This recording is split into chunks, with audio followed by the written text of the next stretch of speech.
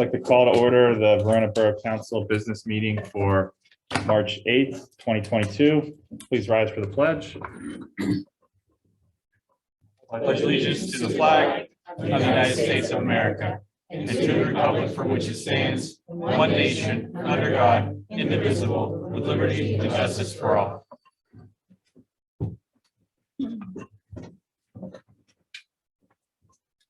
All right, roll call, Christine, please. Dave Matlin, Present. Joey Warren, Present. Ray Suchovich, Present. Sylvia Provenza, Present. Trish Redzek Showalter, Present. Vince Flota, Present. Rhoda Wharf, Present. Dave Recupero, Present. Craig Alexander, Present. Matt Pitch, Present. Christine DeRunk, present. All right, thank you. Are there any emergency additional agenda items from council or mayor or staff at this time? Nope. All right.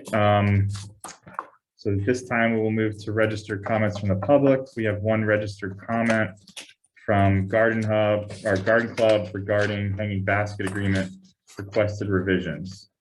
And I'll just ask for council and mayor and everyone on the dais to just let them present.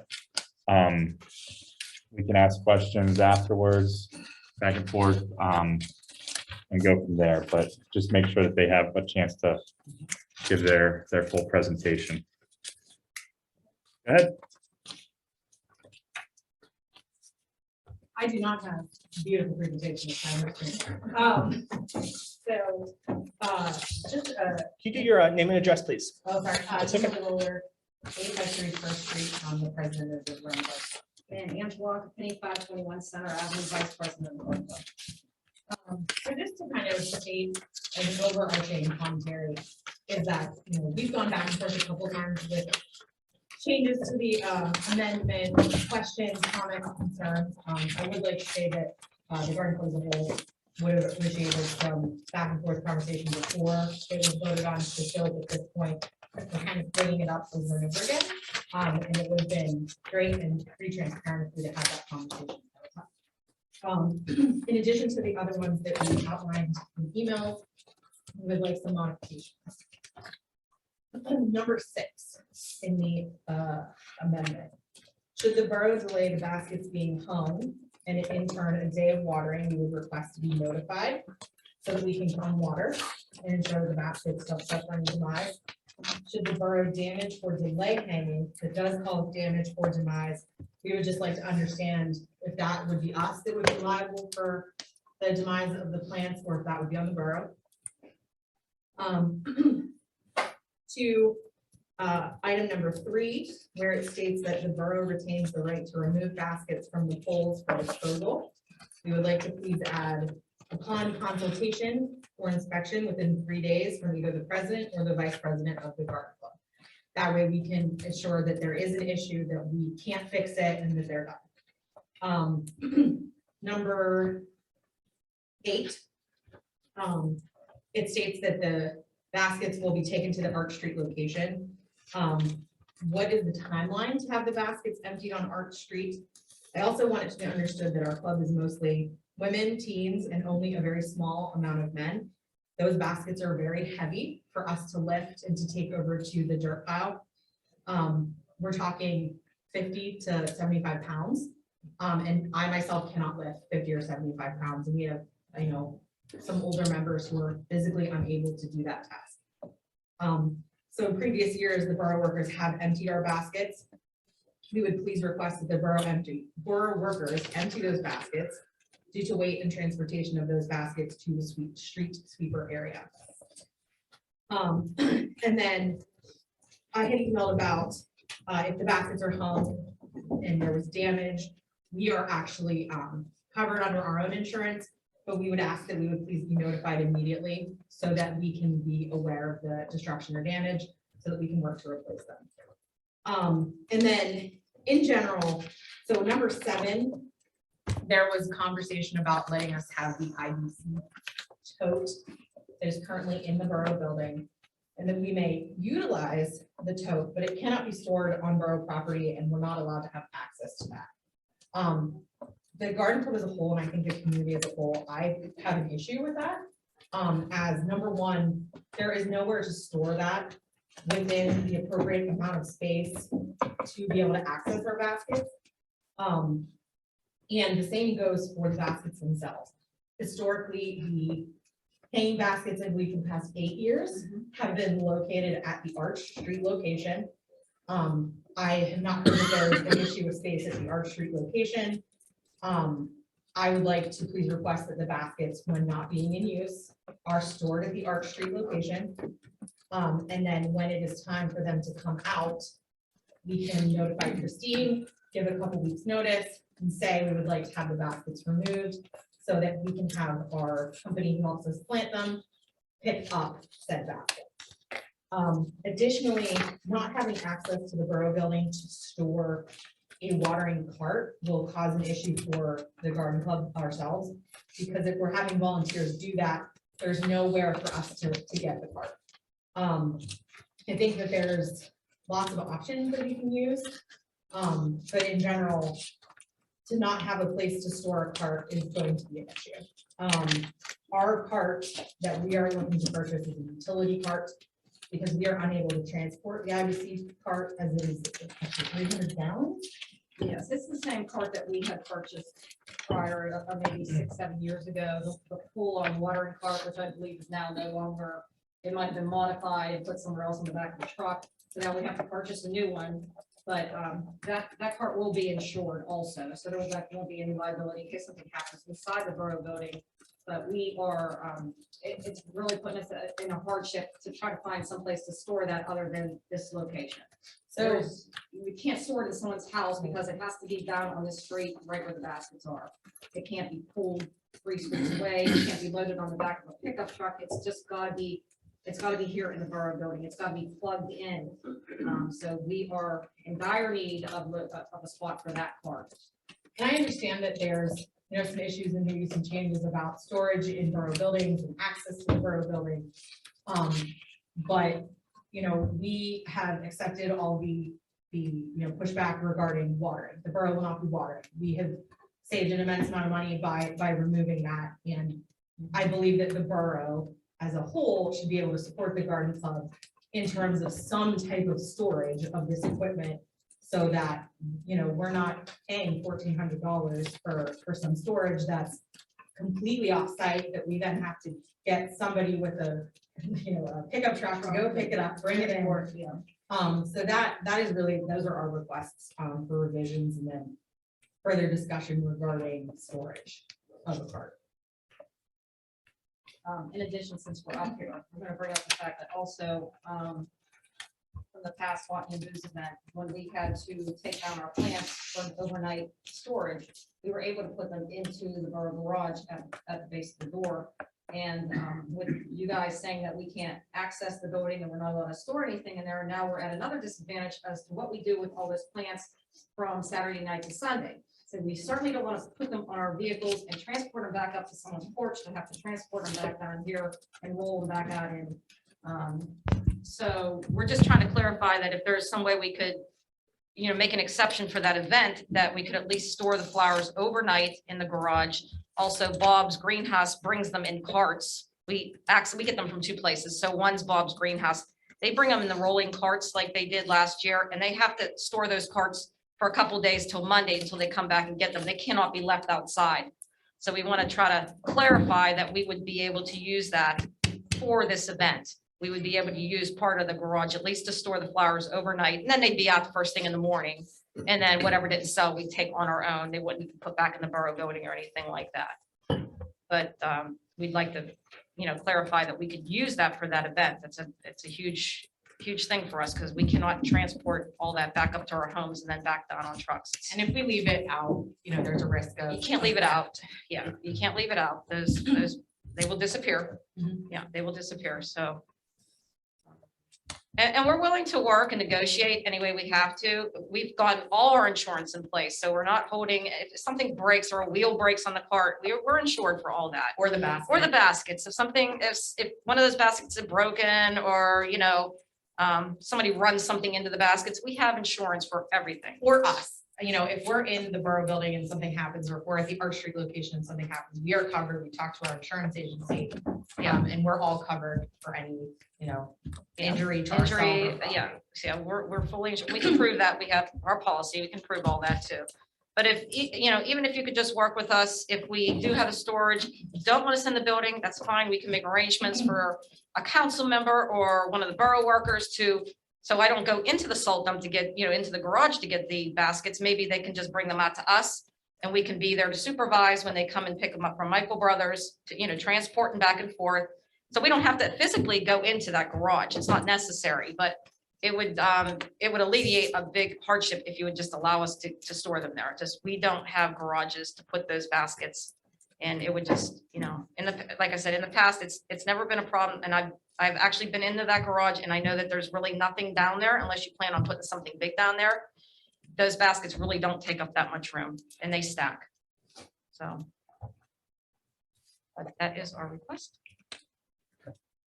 Thank you both. I'll turn it over to if there's any questions for both of you. I don't know, do you have a timeline on when you were looking to get a response? Because I'll just say that we don't have this as an action item on the agenda tonight. So Yeah. I think what council would have to discuss and come to, Right. I mean, we could put it on the agenda for the workshop perhaps. Okay, that's fine, yeah. So I- what we need in terms of the timeline is our baskets will be delivered the week of Botany and Booze.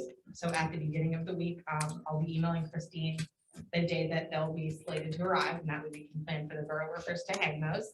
And what's that date, that week? I don't know just yet. 'Cause I need to look at. We the- believe it's going to be the Wednesday before Botany and Booze. So Botany and Yeah. Booze is on the 21st. We can't do it Wednesday because that was one of the days on their list. Oh, okay. So we'll let okay. you know. We'll let you know. It'll be that week. I think they deliver Monday, Wednesday, and Friday. So we'll try to make arrangements. And also with like the watering cart, we can also get on a schedule where we have a set time where the volunteers come to pick up that cart. So somebody would be here to actually, I mean, if you don't want to send, you want to roll it out to us, anything that you could do to, you know, just alleviate the problem of where we could store it. We'll be willing to work, you know, and do something like that. We're not trying to traipse through the garage, you know what I mean? Or be near the equipment or be near anything that could hurt us. We just want to be able to plug in the furnace room where it's been for all those years, be able to access it. I mean, even the police could let us in if it's after hours or something. It's always, you know, pretty easy to, you know, we'll work something out to get into the borough building if we have to. So regarding the rest of the timing that you asked about, that's when the baskets will be delivered. We are purchasing our watering cart at the, this month or next after we vote on it at our next meeting. So we would need to know within that time frame of that. And then regarding storage of the baskets after the end of the season, we would need to know a month or two before we remove them down. And that's approximately in October, September, October, so we would need that information. But ideally, we would like that ahead of time so that we can make arrangements for any type of storage.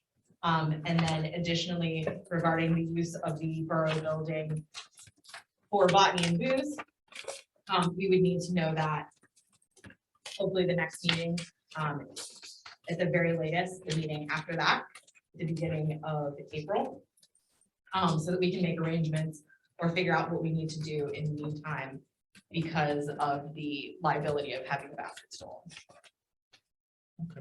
Okay. Yeah, so I'll open it up to any other questions.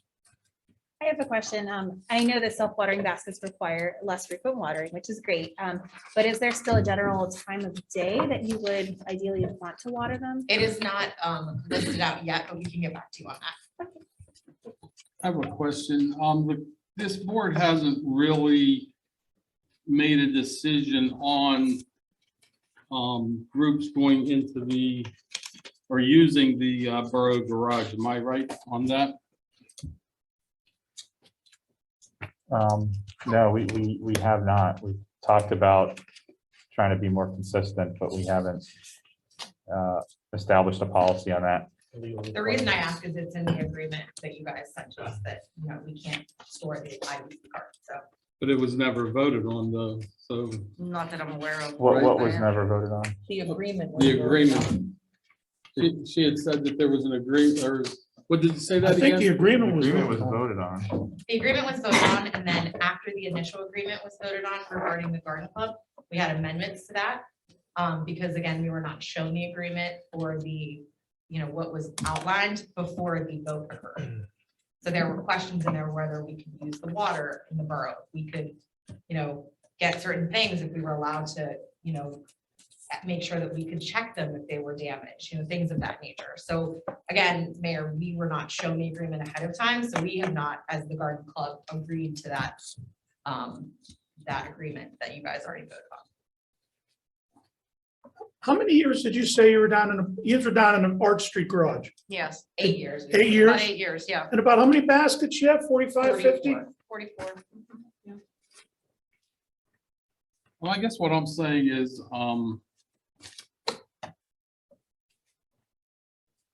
that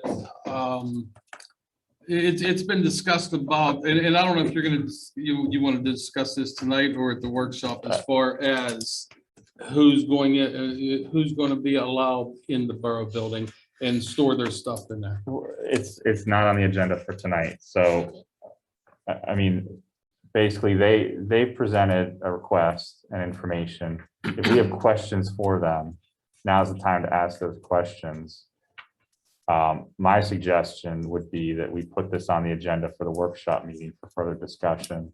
We'll discuss it further at the workshop meeting then on that. But there's multiple issues here with the agreement, amendments to the agreement. There's liability concerns on both, the garden club and the borough that need to be taken into account. So I don't think we should be, I want to be expedient, but I don't think we should be rushing to make a decision without being thoughtful and council discussing and reviewing with solicitor if necessary. So, I think the workshop meeting is the proper place to flush those issues out. mhm. And then any legal issues brought back to me and then put on the agenda for maybe some sort of action at the April already So meeting. we'll basically continue to discuss this at the end of the month for everybody that's in the building that's using Well, the borough property. then. Yeah, so there's sort of two separate things. There's the agreement with the garden club for their baskets, but there's also the larger issue of, in general, who is entitled or who gets to use garage space or other borough Right. space, and how do we handle that and have a policy for that? All right, So, we'll hash it out at the end of the month. Yeah, my only request would please be, we can't continue past April regarding some of the storage issues because the event is in May. And we can't push past that regarding what we're asking, because we would have baskets in here by May that would need watered, and we would need to figure out how we would handle that watering as well as, again, the storage in Mhm. between the 21st and 22nd. understood. And I think the April business meeting, which would be the 12th. We would, ideally, we would discuss it at workshop, come to some kind of, get a better handle on kind of what everyone's thinking, possibly, get further input from the garden club if necessary, and then have something teed up that's ready to be voted on at the April business meeting. So there has not been so you'd have the workshop on the 22nd and then, The workshop will be on the 29th of March. It's the last, The last. so there's 5 Tuesdays in March, so okay, it's always the last Tuesday. it's fine. I just need to make note of it. And the reason I say that is, we're trying to be more consistent and deliberate with our meetings and kind of conform to what other municipalities do, where there's a business or a workshop meeting where things are discussed and fleshed out, like Craig mentioned, and then a business meeting where those things are prepared for a resolution or an action for the council to vote on. So my only question, Dave, is, I believe it was in one of the other council meetings, the conversation was that if it's on the agenda technically, because the garden club's item was on the agenda, is that allowed to be voted on during this meeting, or you're saying it would have to be further? Since it's technically on the agenda, that's my only You're question. talking about the registered comment tonight? Yes. you mean? Just so I. It's not It's- on the agenda for action. Gotcha. It's on the agenda for you guys to bring your concerns under the register comments. Okay. Any other questions from council, mayor, staff? No. Thank you. Okay. And- Thank you. Thank you, ladies. Thank you.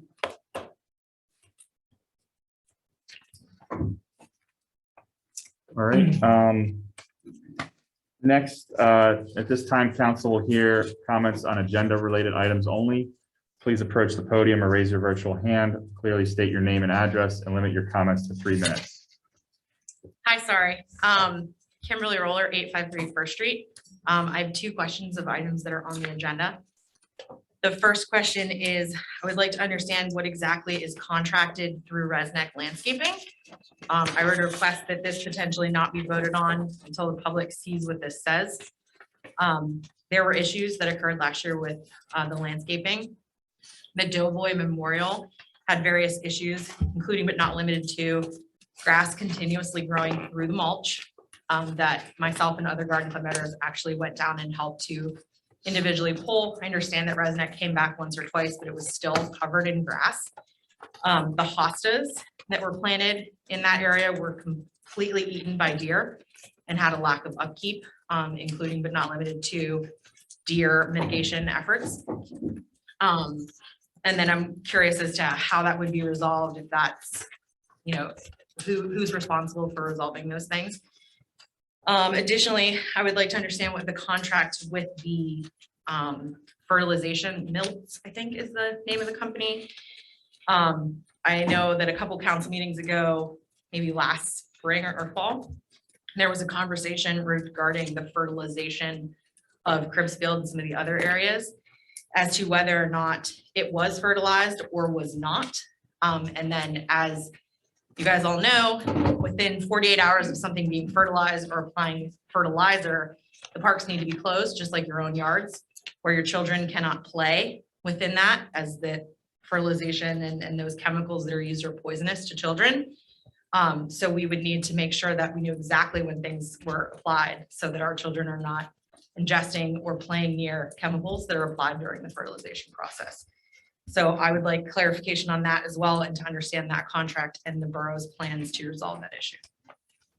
Thanks. Thank you. Any other comments on agenda items? All right. Go ahead. Any comments on why? All right, at this time, we will go to approval of minutes and monthly financial reports. Go ahead. So council, within your packet, you're going to find our balance sheet and budget. It's February, this packet for the public to know. We're going to review this tonight. We're going to pass these and they'll be made available on the website. Are there any questions from council on either pieces in the packet tonight for budget versus actual for the general fund? Or balance sheet? Okay, I'd like to make a motion to pass these. Second. All right. Which reports exactly are you passing again? You doing all of them or just? Yes, just collectively as a group, the whole packet. Okay, gotcha. Yep. All right, first by Mr. Warren, second by Mr. Suchovich. Any questions or comments? All right, all those in favor, please say aye. Aye. Any opposed? Motion passed.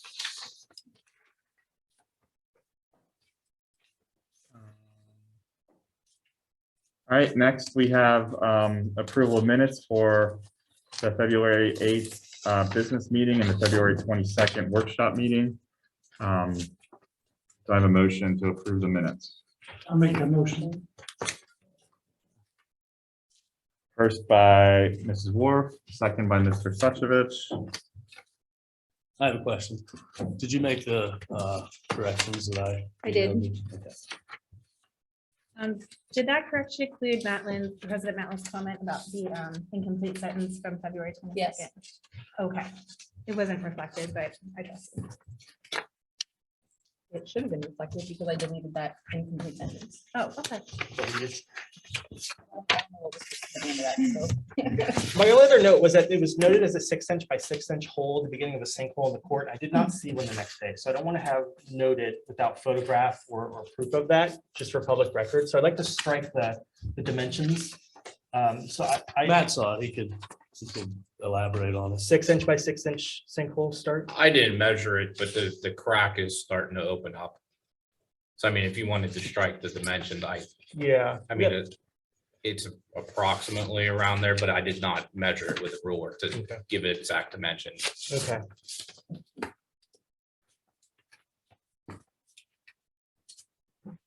So does that mean we're only approving February 8th and we're going to make an additional revision to February 22nd and approve February 22nd at the next business meeting? Is that what we're saying? That or I make a recommendation to adopt with my change. And I don't want to interrupt everything, but if this is going to be the seed to like do a bunch of things, I visited, I walked through, I have video, I have photos. I didn't see that. I don't want to document that and draw back to that for months or years.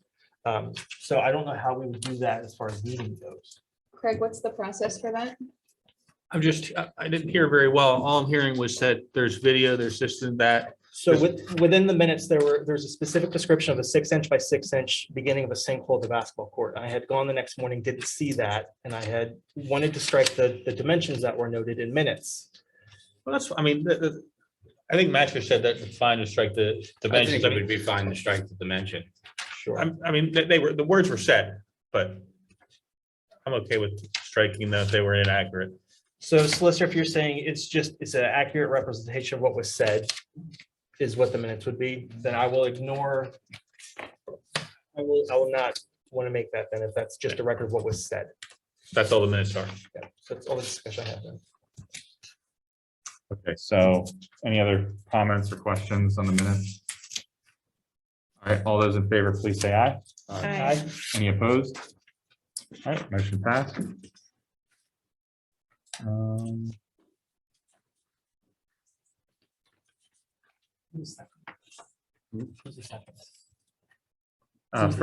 First was Rhoda, second was Ray. Thank you.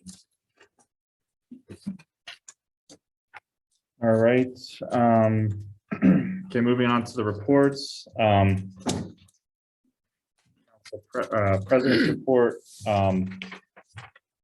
Just have one thing. As far as so this is committee reports related to identified policy priorities. So just an update or a follow-up from last meeting.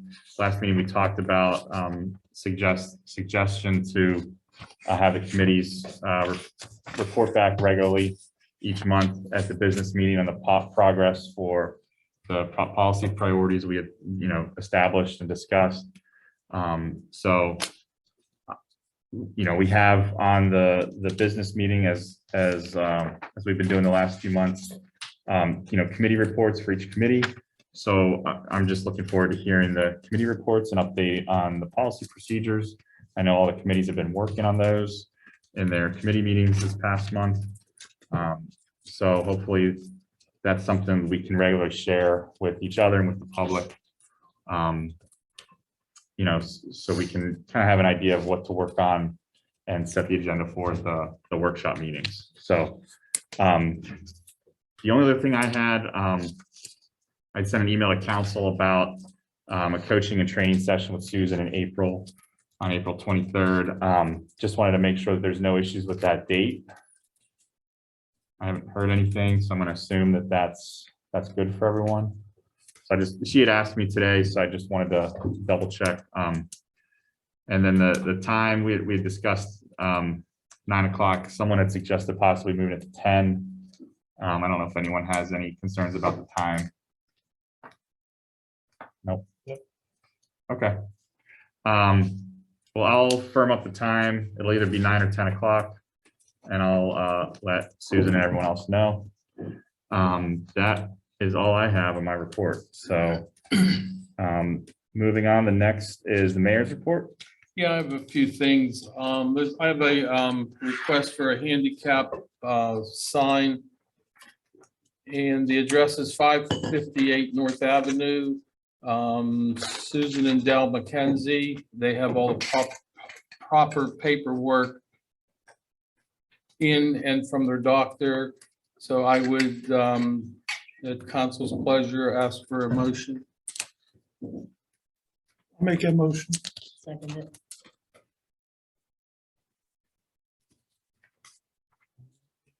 Okay, first by Mr. Suchovich, second by Mrs. Wharf. Any questions or comments? I have a comment. I'm going around town and there's still some signs up, old handicap signs. From people that might have passed away or something like that. Is there anything written anywhere that when they sell a house, they got to take it down or somebody, or there's a list of the handicap signs?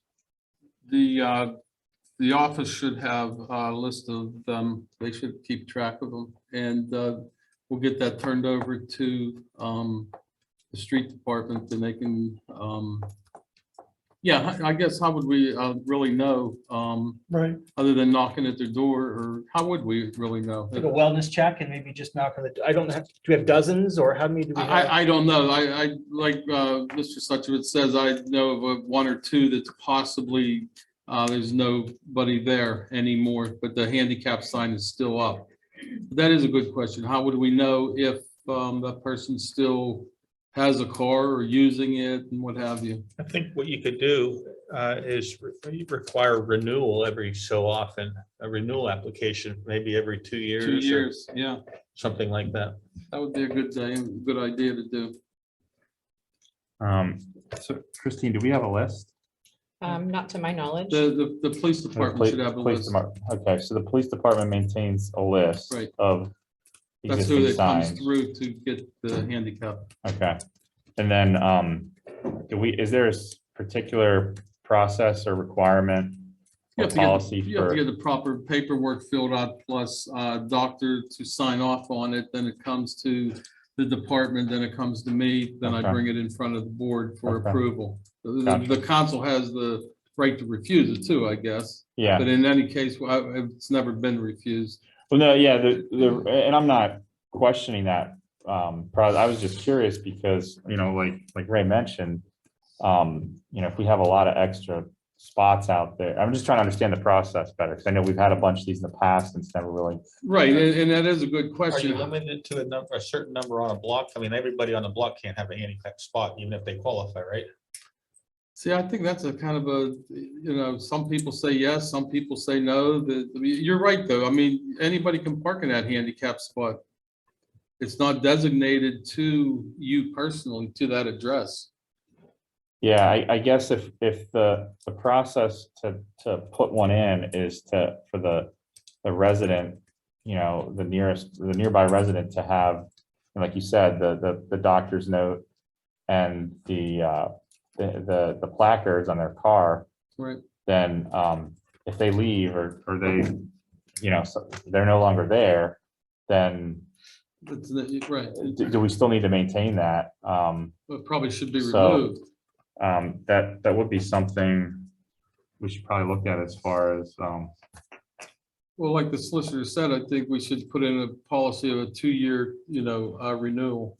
Yeah, but in the meantime, why don't we have Annette, if we have a list of individuals, addresses, phone numbers, Well, we do. maybe she can just take each day, make some phone calls, and then we can do a process of elimination. In the meantime, we can, establish some kind of a policy. Well, we could even, if we do get in touch with them, ask for a possible update, maybe. That's what I would do. Send a letter out asking for an update. Yeah, that's a good idea. If you have a list of Annette- everybody. I'm sure Annette's available to do that. Yeah. And then same process for removal. So if there's a non-response or if out of 20 of them, 17 are needed, we're going to have to remove 3, probably a request to council to remove striping and signage for 3 former spots, I guess. Right. All right, I'll take care of that tomorrow. yeah, so we still may want to formalize a policy on Right. this, just I to think- have it in writing and agreed upon by council and input from the mayor and police chief. But we can look to add that to our list of ever-growing policies. But for now, we have a motion on the floor to approve 558 North for a handicap sign. Any other questions or comments? I was just gonna comment, I looked it up. They are approved for 5-year periods. So if the house doesn't sell, for example, we may want to consider longer than 2 years. That makes sense. What is approved for a 5-year The period? handicap The spots are handicap for 5 years, apparently. Oh, like when we Yeah, I didn't know that. put in a spot. Is that per, No, the actual. you're talking about the placard on the placard. car? Oh, Yes. Oh, okay. Yeah, that would make sense then. Yeah, they should coincide. Okay, the other thing I have is Mike Vento, he donated a, oh, I'm sorry, we didn't vote on it. I'm Yeah, we gotta sorry. vote. I got sidetracked. So no other questions or comments? All right, all those in favor, please say aye. All right. Aye. Any opposed? All right, motion passed. All right, sorry. Continue, No, Mayor. that's my fault. Mike Vento, he donated a park screen for the movies in the park. He actually built the one, and that's probably about 15 years old, when myself and Councilman Earl Hendricks and Councilwoman Peggy Suchovitz started the movies in the park, and he donated his time and all his material to build that big one that we have, and we would run it back and forth from Cribs to down here, and it's pretty beat up. So he did bring it over. It's over in the Borough Garage. I'd just like to thank Mr. Vento and his wife for donating the screen. The other thing that I have is the public dock inspections. Brian at Outboard Haven, he would go down and inspect the dock periodically. That was approved on in April 18th, 2018 meeting. And I don't remember the sum that we paid him to do that. It could probably be looked up in the minutes. And like I said, it was April 18th, 2018. He would go down and basically check it, make sure that the nuts and bolts are, not coming loose or rotted and what have you. Most of them are probably galvanized anyways, for in the water. Make sure nothing's came loose, just for the safety to, it is a public dock. They clean up the garbage down there? Because there is a lot of garbage down Well, there. that's the street department, and it's our, right of way. Because I remember we had reported that the docks had actually, there was like brackets and it literally had fallen apart and they were actually like, one was higher than the other. I mean, it's Yeah. still secure, but it was a safety issue. Right, And yeah. Well, like I he should have said, reported that. I don't know if he did. it could have happened after he, I don't know, but that's up to the board if they want to continue with Brian to do the inspections on that.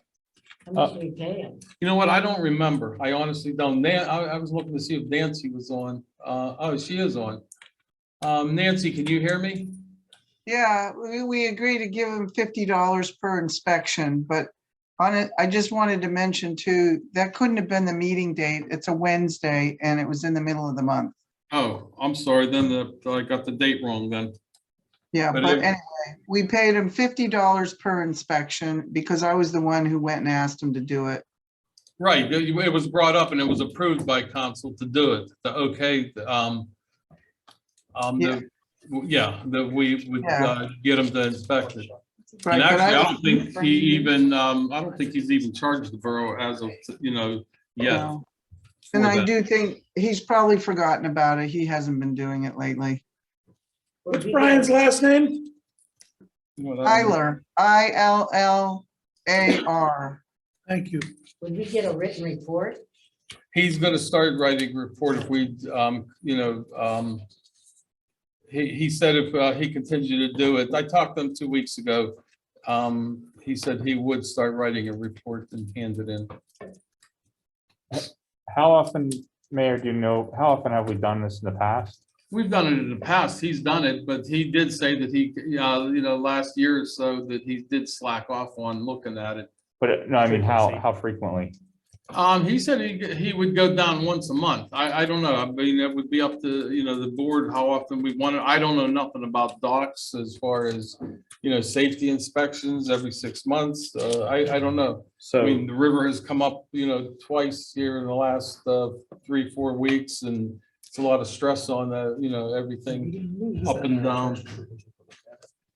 yeah, yeah, so I think it's something we probably want to, get on a schedule or make sure that it's on a schedule and it continues on a schedule. So it could be something for, the workshop or for the infrastructure and asset management committee to look up. Now, Matt, are you aware of any, are there any requirements or code issues with for a public dock as far as inspection or maintenance? I'm sure there's probably some code out there just for public safety, but I'm not aware of one just off the top of my head. Okay. I'm not aware of any either, and I represent a lot of the riverfront communities up the Allegheny, with boroughs that actually rent what are more or less marinas to people. And I'm not aware of that. I'm just aware of having to maintain certain levels of insurance to cover any sort of an accident. Perhaps our code enforcer may know? I'm sorry, Trish. Perhaps our code enforcer may know? Yeah. I don't know of any specific code where it will be found, but if it's a public dock, it should be treated like any public walkway or public space, no different than a sidewalk that's not being maintained. If it appears to be unsafe, if it appears to be off level, then it should be cited. It should be sent notice of violation, whoever's in charge of it. If it's a public walkway, the borough itself, responsible party, then we have to take steps to fix it. No different than a sidewalk. Would be as simple as like open and close of the season that we would be obligated, or is there any obligation? I think if the board does decide to do it every 3-4 months, 6 months or whatever, I think it should be also stipulated in there anytime we have any type of flooding conditions that, once the river gets to a normal level, it should be re-inspected. Okay. I mean, they take a beating with logs and everything pounding up against it, and, as they, rise up and down, and, yeah. Okay. Thank you, Mike. Yes, I'll suggest that we, when's the next infrastructure and asset management? Next meeting? Wednesday. Next Wednesday. So maybe that's something you can look at then and maybe put on the workshop agenda for all of council to review as far as what we want to, whether we want to go ahead with this, and how frequently or in certain events, if there's flooding, things like that. Just so we have a sort of a procedure for maintaining, because it is kind of a unique thing. It's not like a sidewalk or a road. Right, and it is used by a lot of people yeah. fishing. I go down there every now and again, and there's always people fishing on the dock. Yeah. For safety So- reasons, we need to look into that. That's all I have at this time. Okay, thank you, Mayor. All right, next up, we have Borough Secretary's report. Christine. All right, you'll all be happy to know that I have a short list tonight. The first is an update on the 2021 audit. The auditors were here last week for a couple of days. They'll be coming back for one more half day, and the audit is about 85% complete. So moving right along. The next item is regarding the Local Government Academy Municipal Intern Program. Just wanted to provide an update, and I'm happy to report that our project was accepted as one of LGA's 20 projects. So that means we will be getting an intern this summer. So that's very exciting, and more updates to follow as I get additional information. And the last item is related to the county hauling delinquent accounts. So I know people up on the dais and possibly some people in the audience may have noticed that not all of the garbage has been picked up over the last 3 pickup cycles. And that is related to those accounts being at least 180 days delinquent. And so county hauling sent first notices, second notices, and then they ceased pickup I do think when we renegotiate a refuse and recycling contract, we need to have stronger language to prevent our refuse collector from being able to effectively create a public health hazard for us. But as it stands, they are in their right to do that. And so that's the situation. They provided on February 17th, a list of 246 accounts that were delinquent.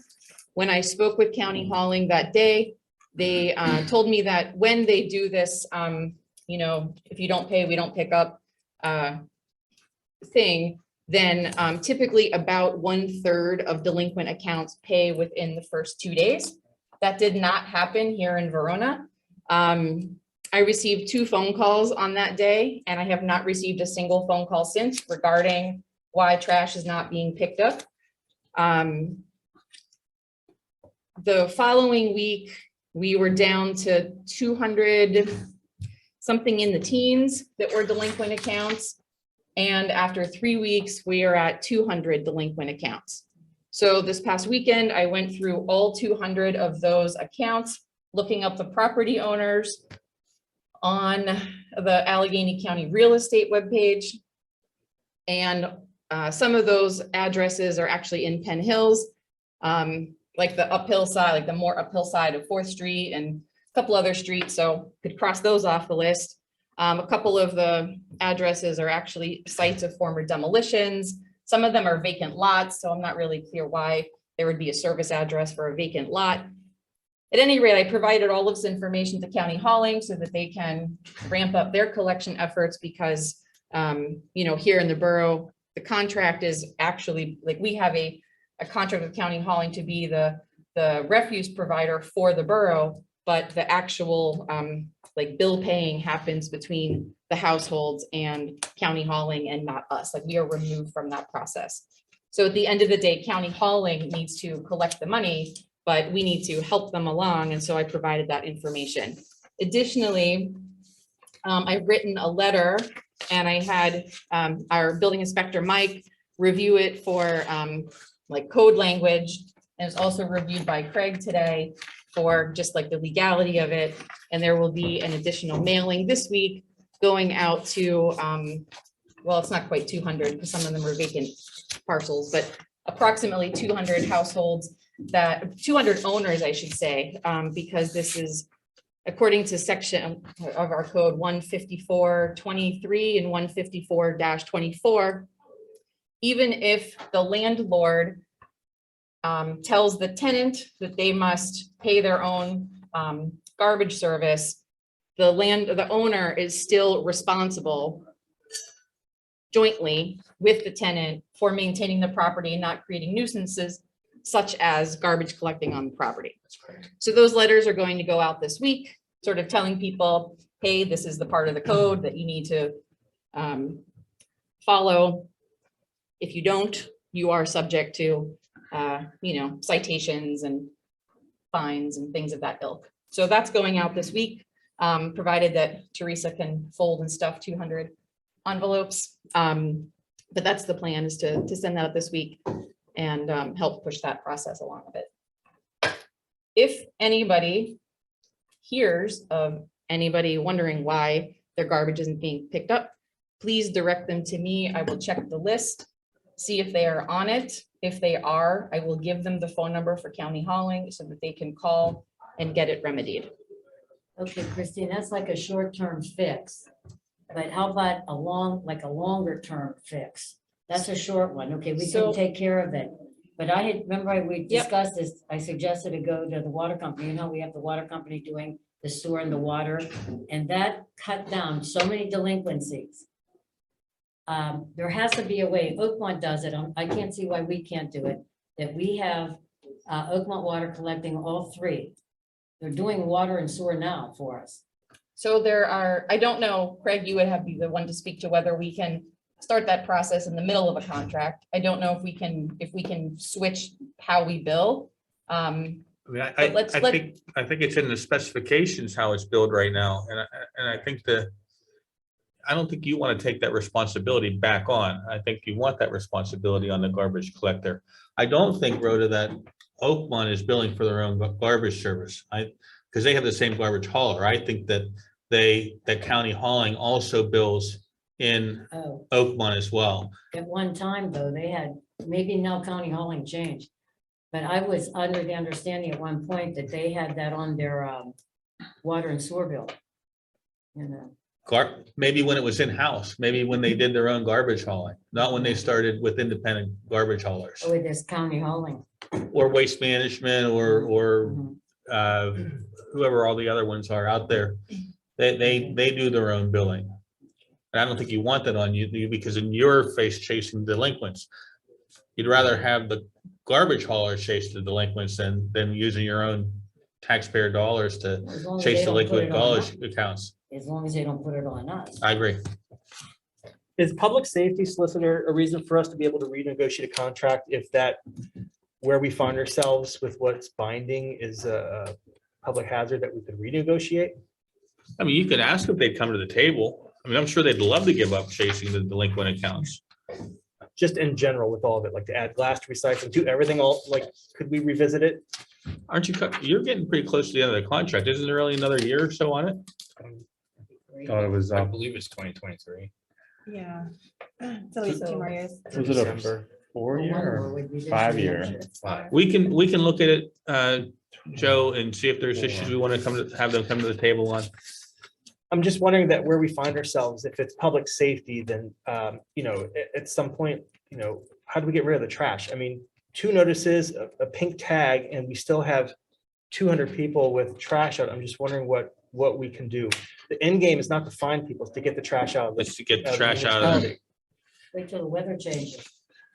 And the other thing I would want to caution about is part of, it's my understanding, I mean, Matt, you can correct me if my understanding is wrong, is that the rates that we get from haulers are based in part on the number of delinquencies we have. And so right now, the borough of Verona collectively, well, not the borough, but residents within the borough, owe county hauling over $130,000. So if we were to go out to bid, I can't imagine, like if they ask, hey, what are your delinquents? That's not going to look good. So I would be hesitant to try to renegotiate anything while there's still $130,000 outstanding, and instead double down on, you know, collections, because collections is what will drive garbage being picked up. I can't speak for the garbage that isn't being picked up, but the delinquencies is nothing new.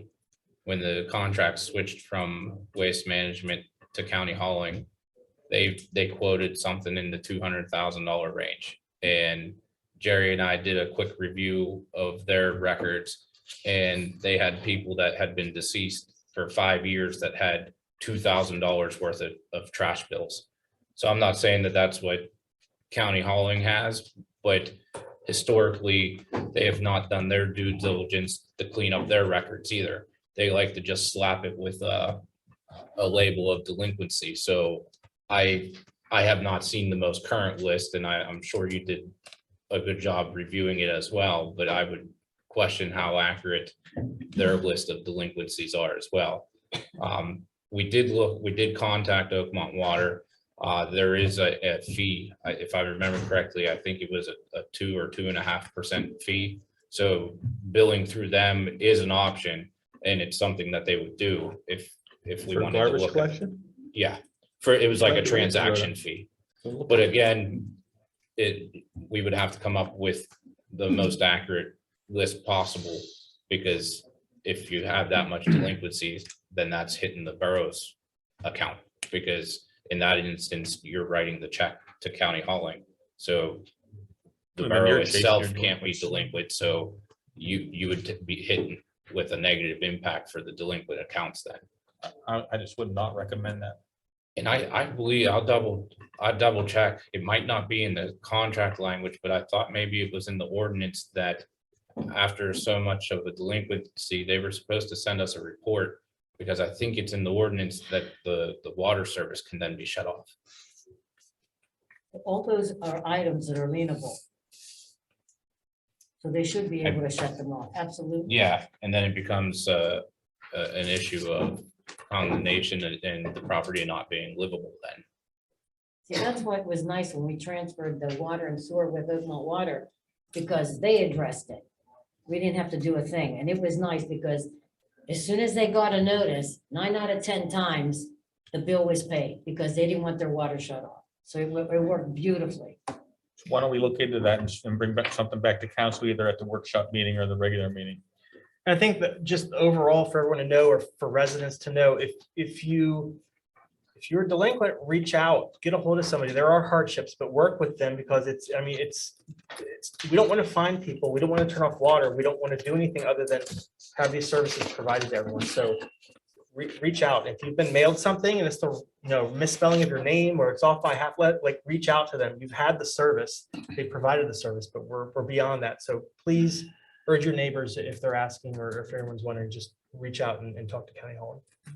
What can we do about county hauling billing people that have a vacant lot, don't live there? Well, that's And they're gonna be- obviously not producing any garbage, but they're being billed for it. I think these are just vacant lots that are, So there's no, there is no service there. I don't know how that's still in there. Yeah, but they're being billed for a service even though they're not. but there's no trash on the curb with garbage that's piling up for those. But you're right, it's. you know, But there's, And- it's and still I- hitting Verona that we have to pay that. And that's the audit. We don't have to pay it. But it's affecting our rate, correct? I mean, that's my understanding of how it works. I have notified them when I've identified that something is a vacant lot, I have- or it's in Penn Hills, or it was a site of a previous demolition. I notified them of that. So, I'm saying it shouldn't be right that it's affecting our rate for them billing a house that isn't producing any garbage or doesn't even have a house on the property. Well, but I think what you're saying, Christine, is it would affect our rate if we were to go out to bid today and they were to look that's at my understanding. the delinquencies today.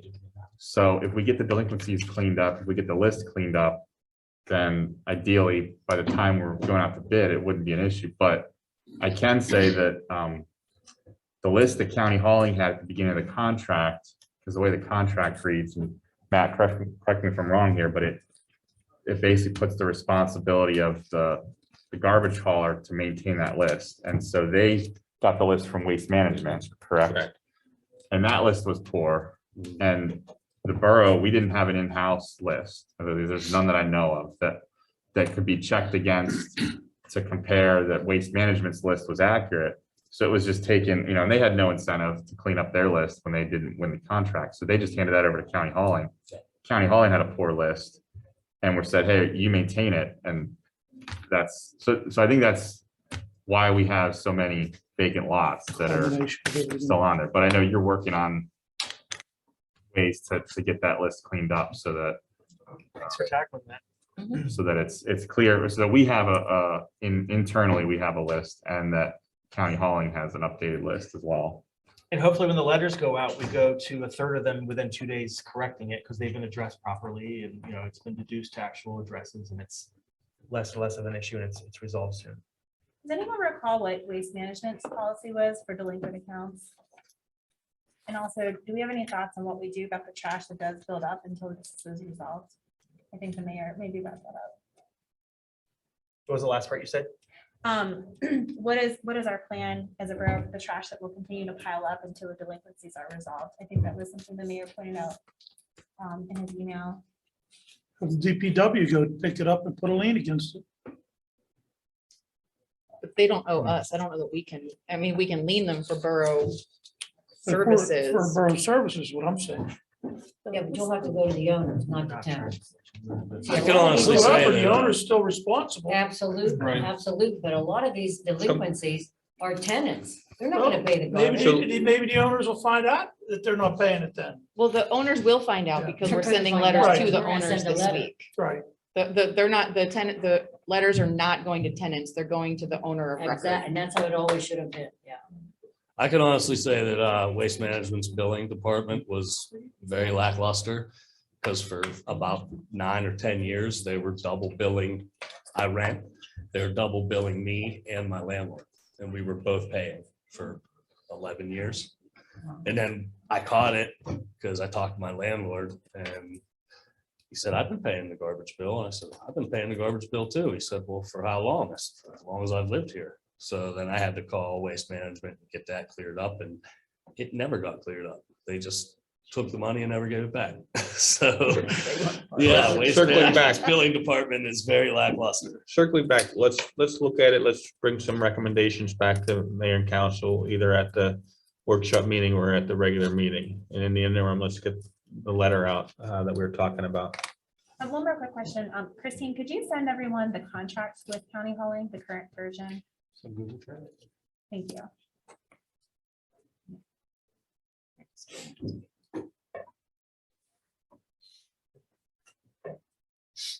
That's the end of my my items for tonight. Thank you. All right, thank you, Christine.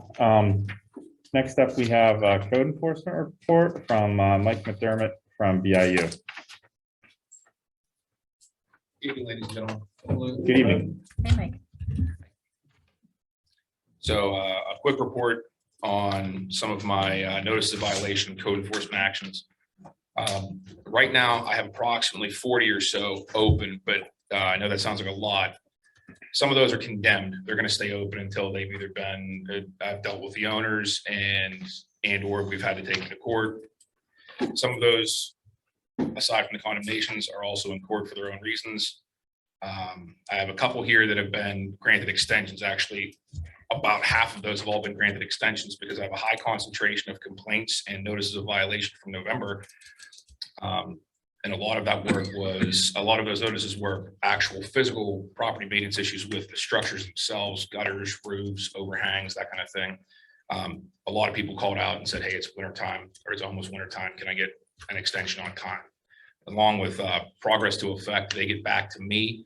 I extend the time and I tell them, as soon as it starts to get warm, I want to hear back from you. We'll talk about a timeline and abatement period at that point in time.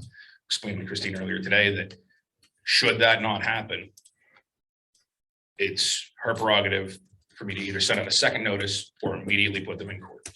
I've already talked with all of these people on the phone that have been granted extensions. No one's gotten an extension just because they've all had to ask, they've all had to call me, but no one's been denied an extension, at least not from the November high concentration in November. Additionally, of those open ones, I think approximately 4, I don't want to say for sure specifically 4, but 4 of them are either bad addresses or deceased owners. And that's it. That's my open notice of violation. Every other notice that's been sent out has been abated and signed off. Even the repeat offenders. Okay, thank you. Awesome. Any questions regarding the report? I know council has the notices of violation by month and by street. Any other questions regarding his report? I don't know if you can give us specifics, but we've obviously had a problem with feral cats for a period of time. So when you say these have been abated, I'm taking that to mean that many of those issues have been resolved as well. Without getting into specifics, I'm not comfortable with specific addresses, sure. But I've been given 2 calls for feral cats or nuisance animals. One of them has reached out to me, spoken with me, and abated since then. The other is currently in a very long and ongoing court duel with our solicitor. Yep. Okay. Thank you. Got your second item? My second item is, I think that was my bad.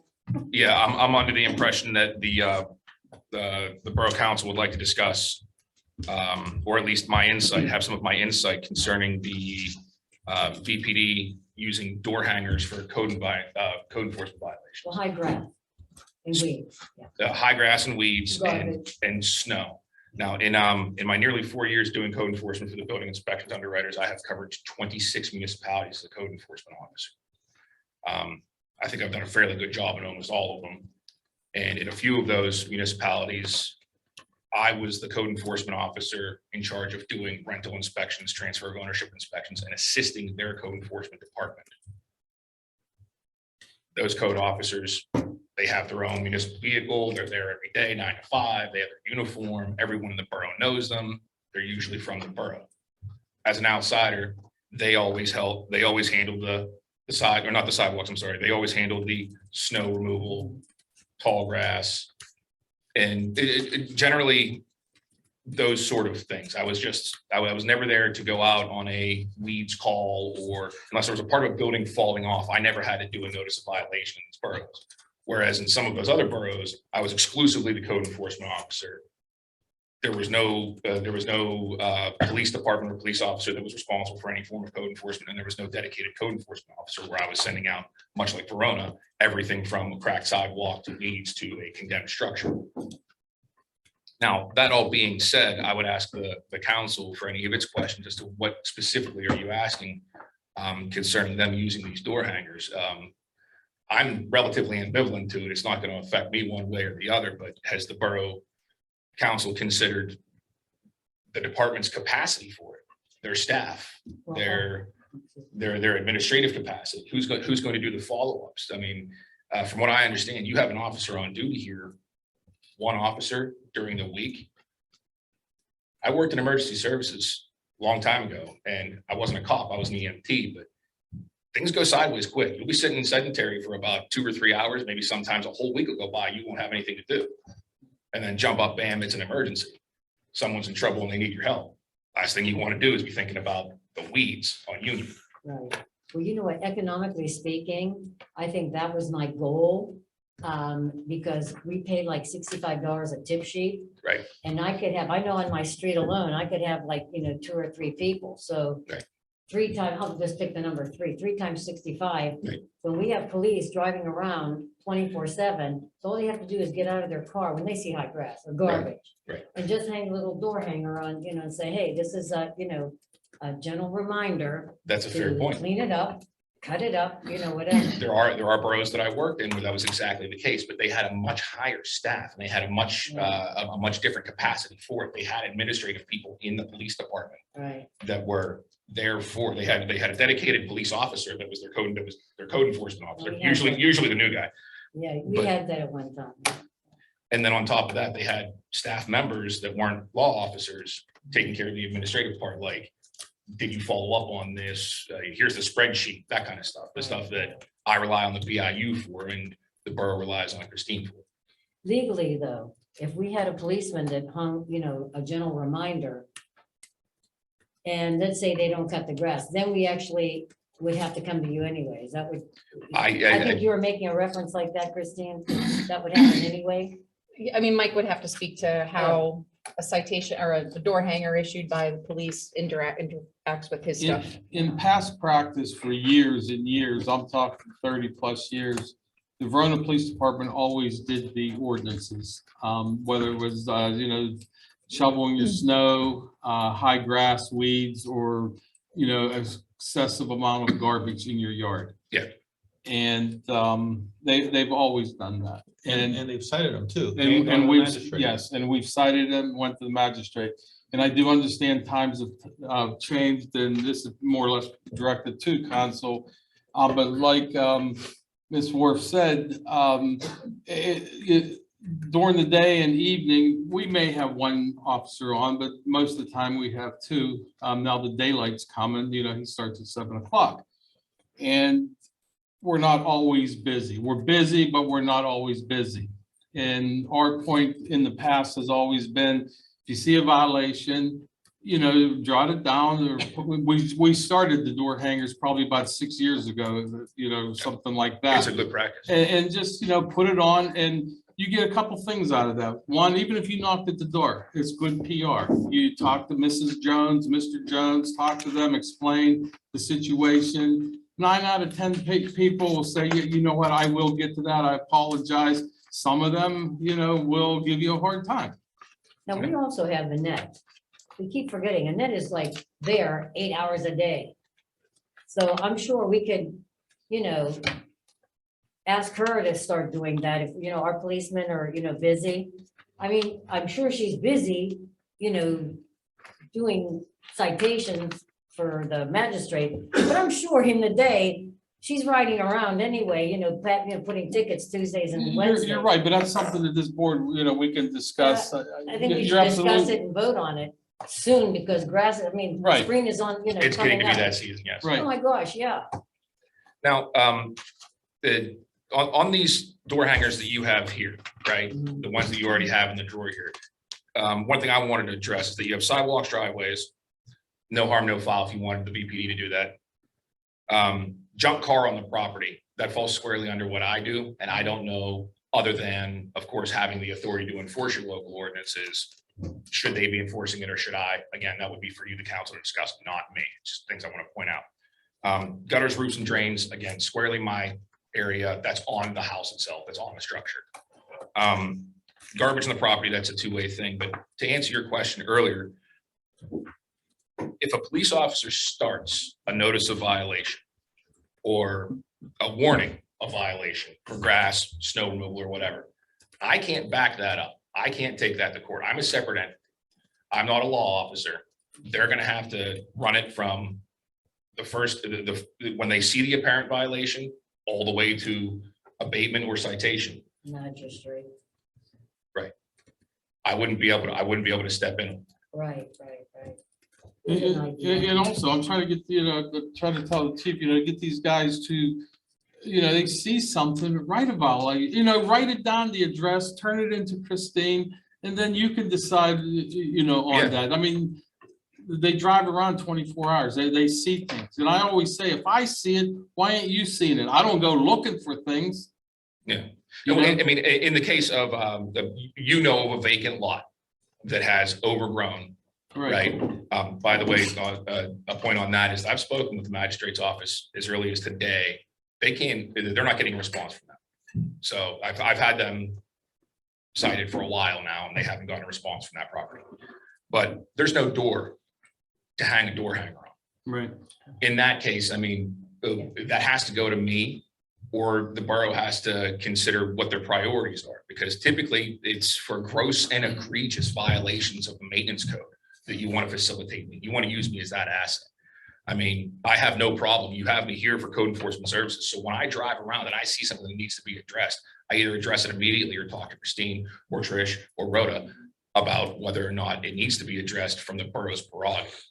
I mean, I need to get a good feeling about how you want me to approach these things. And if you want me to, for lack of a better phrase, chase down the Home and Gardens Club, then you have to pull the trigger on it and tell me to do that. You either have to, one or the other, because I can't work with the police department. I never work against them, and we can share information. Like when I see a car that's abandoned on the side of the road, I tell them, but we can't cross over each other's paperwork. Right.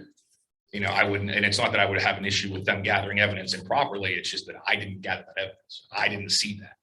And I'm going to be swearing in front of a magistrate that I didn't, and I won't. Right. Yeah, right. I understand. Yeah, thank you. Thank you. Absolutely. Thank you, Mike.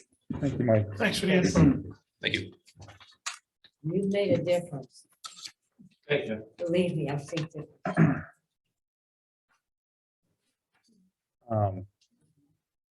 We didn't pass that resolution from a couple meetings or We last did not. meeting. We tabled it. So that's, okay.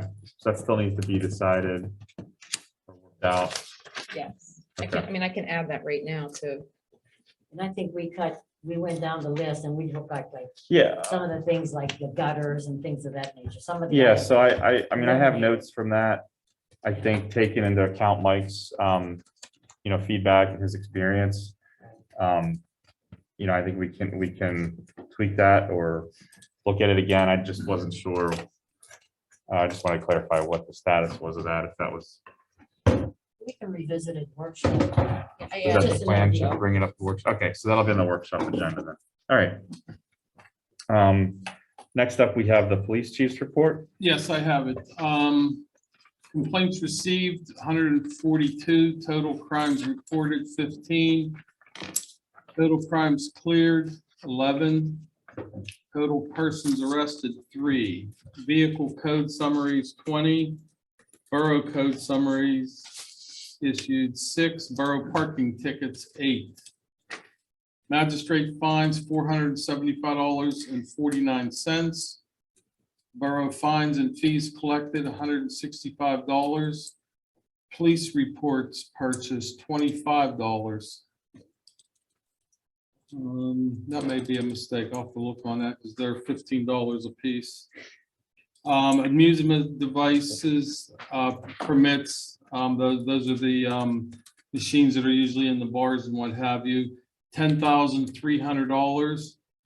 Municipal fines, $2.66. Total fines and fees collected, $10,968.45. David, do we check the amusement device permits, the fees? Do we actually have somebody going in, Yeah, checking all, because we used to collect a lot more than that. yeah, Okay. yeah. Because a lot of people have the little poker machines. Yeah. Okay, all right. Parking permit fees, $185, and that's the monthly report for February. All right, thank you, Mayor. Mayor, I don't know if you know, and it's not within our municipality, but obviously a little concerning being Sunday during broad daylight. Is our department doing anything to support the investigation of the shooting that happened in Oakmont? No, we were up there though to give support, help looking. We actually answered a call for Oakmont while they were busy down there. But we were, I don't want to say involved, but we were there as backup as they would be for us. We were assisting. Yeah. Yeah, assisting them. Mayor, correct me if I'm wrong, as I understood it, that investigation has been turned over to the Allegheny County Police. Right. Correct, okay. All right, anything else on the police report? No, that's it. Okay, Just need a motion. thank you. Do we need a motion? for that? No, we haven't been accepting the reports now for a few months. They just offer them. All right, next up, we have the fire chief's report. Dan Teague.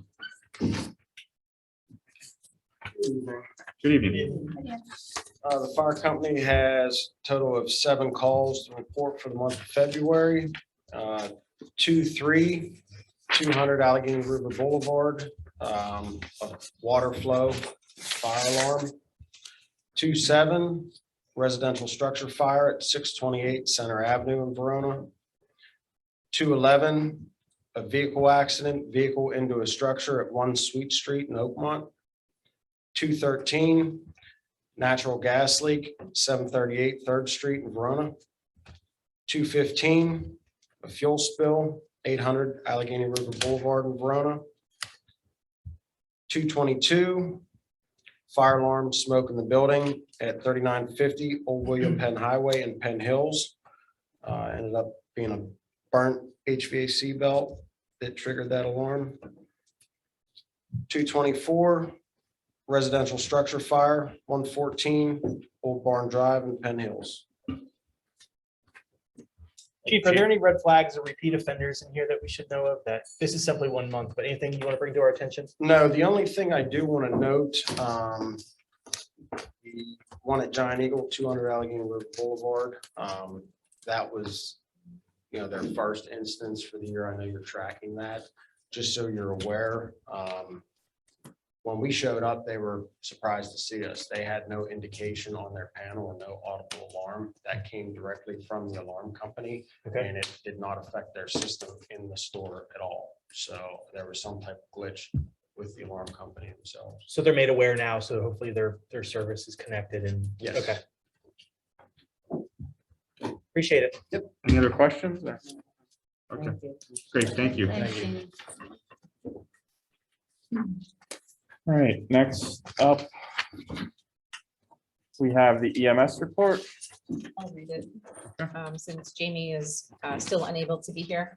For the month, there were 5 advanced life support calls, 7 basic life support calls, 5 refusals, 5 cancellations, 1 dead on arrival, and 1 standby, for a total of 24 calls.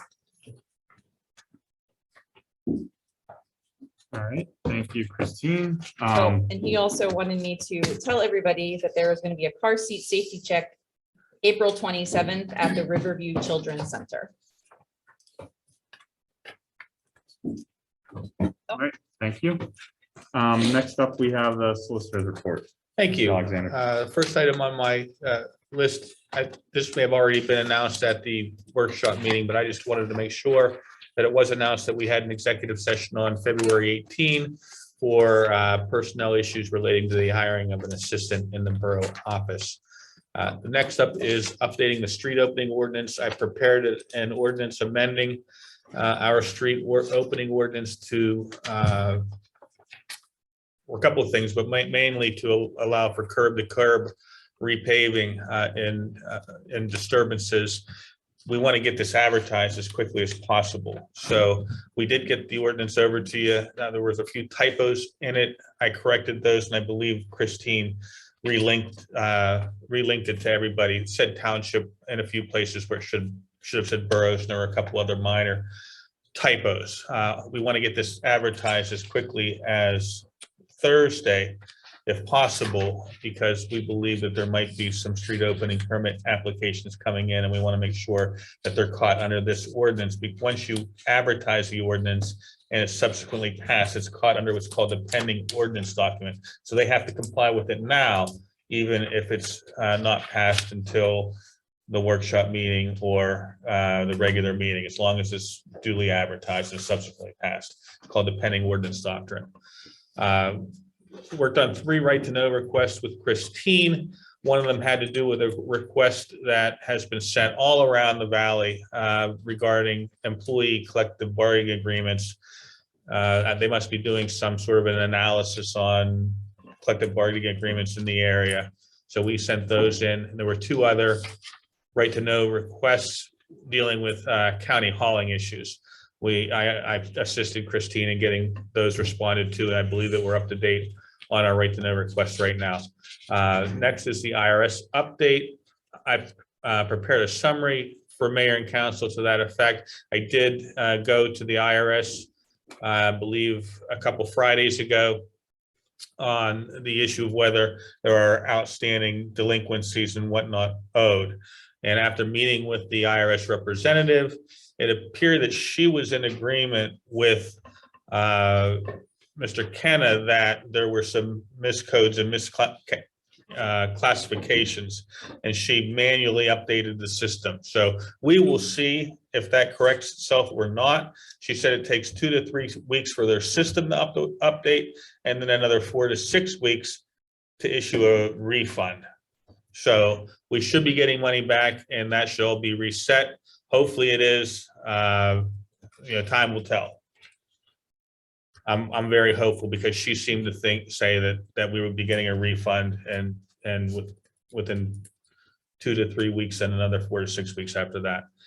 I've been asked to update the recreation board bylaws, or at least assist in updating the recreation board bylaws. Mr. Matlin went through them and made a bunch of notations that I now have, and I'm going to work on updating the bylaws. I've once again been asked about whether the borough is permitted to actively fundraise. My understanding was always that they could not, because they're not a 501c3 corporation, but I don't have a definitive on that question, other than my response that I always give, that I don't believe that you're able to, but I will have a firm response by next month's meeting. And as always, just like today, Christine mentioned, she had us looking at that letter. I work with her on a daily basis, almost reviewing things, routine issues that come up. And that's all I had to report on. Craig, I thought as a municipality, we were automatically covered as if we were, like I say, a 501c3, like we were, there was an umbrella there. We've gone down that path a number of times, and that's why you've always tried to get a 501(c)(3) to do a lot of those things in the community. But I will find that out, Rhoda. We've been down that path, I'd say 4 or 5 times in the last 10 years on whether you're allowed to actively fundraise. And I think that's why, community members did the fundraising for the borough signs. In other communities I represent, they have borough signs just like that. Community members, a community organization, do the fundraising for that. But I'll find out exactly what you can fundraise, if anything, and what you cannot. I put a call into the Boroughs Association to get the opinion of Shelley Hauk up there, who's very knowledgeable in these types of things as well, and I haven't heard back from her. I've also researched in another couple other avenues. I just don't have a firm answer. That's all. All right.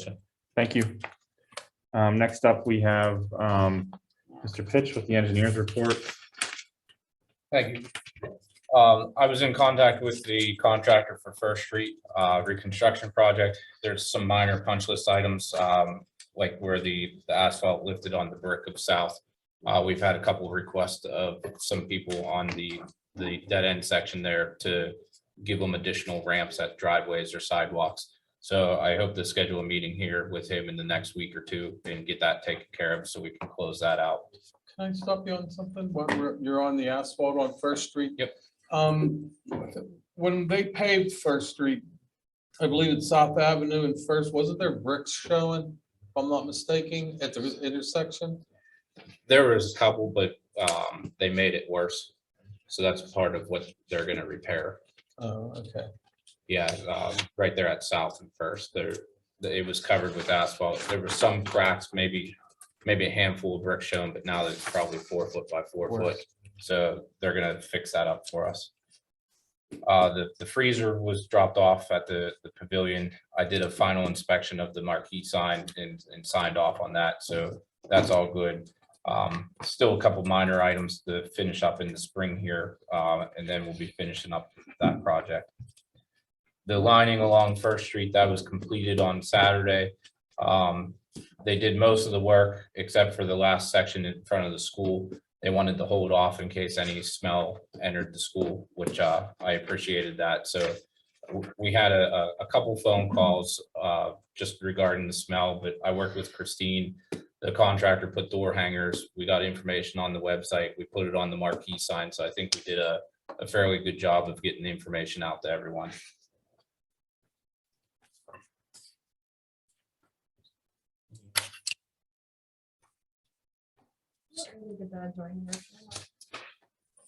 They went out on Monday, I believe, and the lining started Wednesday. So I think it was 48 hour notice. Some of the other grants like the PA Small Water and Sewer for the CCTV, I'm working on getting that advertised. We received the contracts back for the Wildwood culvert repair. I passed those along to the COG. We're just waiting for the notice to proceed on that. And then some of the other grants that we've received that are going to be put out the bid for next year will finalize their scope of work coming up. The one thing on here, the local share account, we're looking to apply for some equipment purchase. It would be a new truck with bed, a plow and a spreader, a new leaf vac, and the box for in the bed of the truck. We did get those quotes back. They took a little bit longer, so your paperwork, I don't believe, has the actual numbers on it. But the grant funds we would be requesting for the resolution would be $158,625. The 10% local match that we're putting towards it would be $17,625. And talking with Christine, the plan for this, if awarded, would be the existing 550 would be sold to cover the match amount. I did see one this week on Municipal going for mid-20s with a couple days left. So I think that's a very plausible plan. So I don't see any issues with that.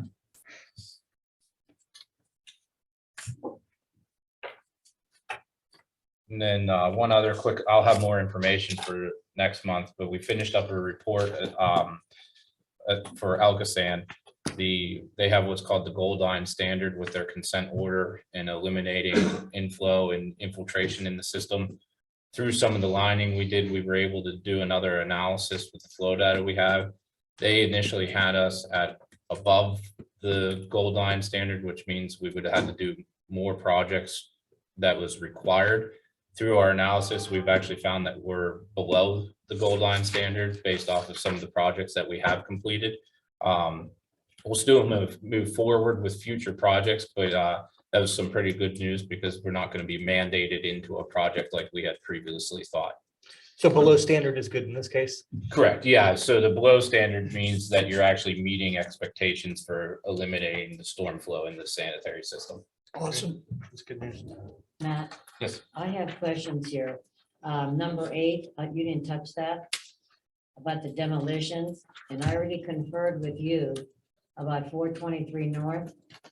And this 899 Fourth, we have more housing that needs demoed that is so visible on First Street.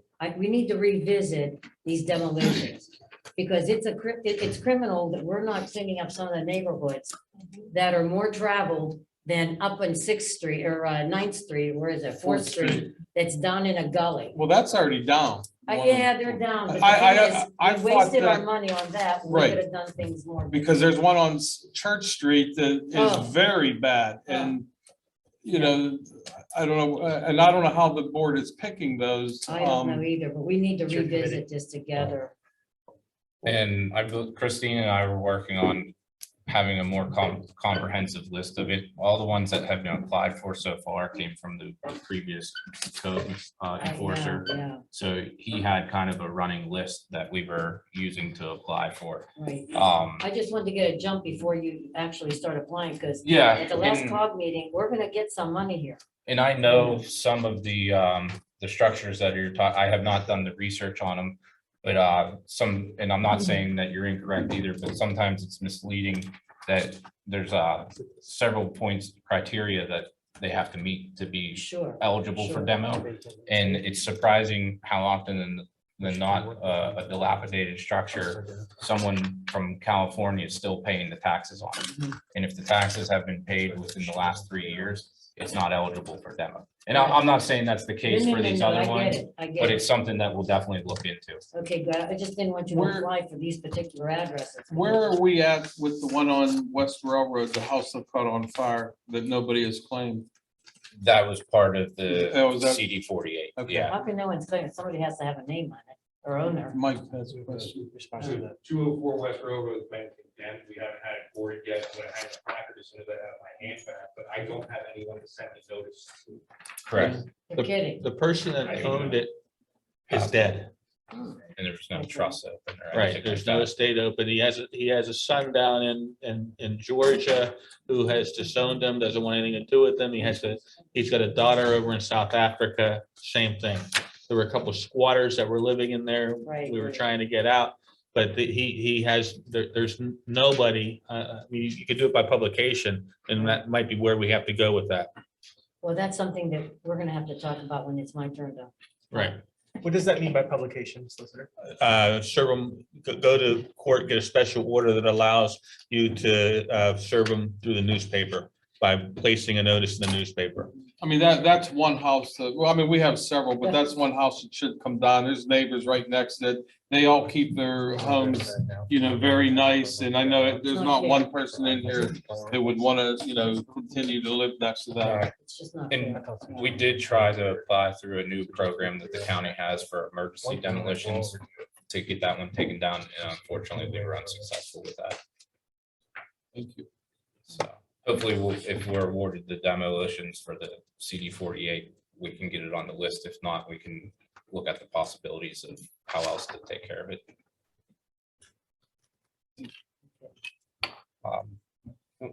Just to recap, what Mr. Alexander said about the full width paving ordinance, it's something that a lot of municipalities in the valley have updated their current ordinances.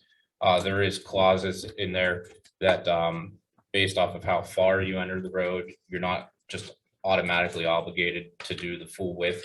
So there is some room in there for if homeowners are having to do a repair or something like that.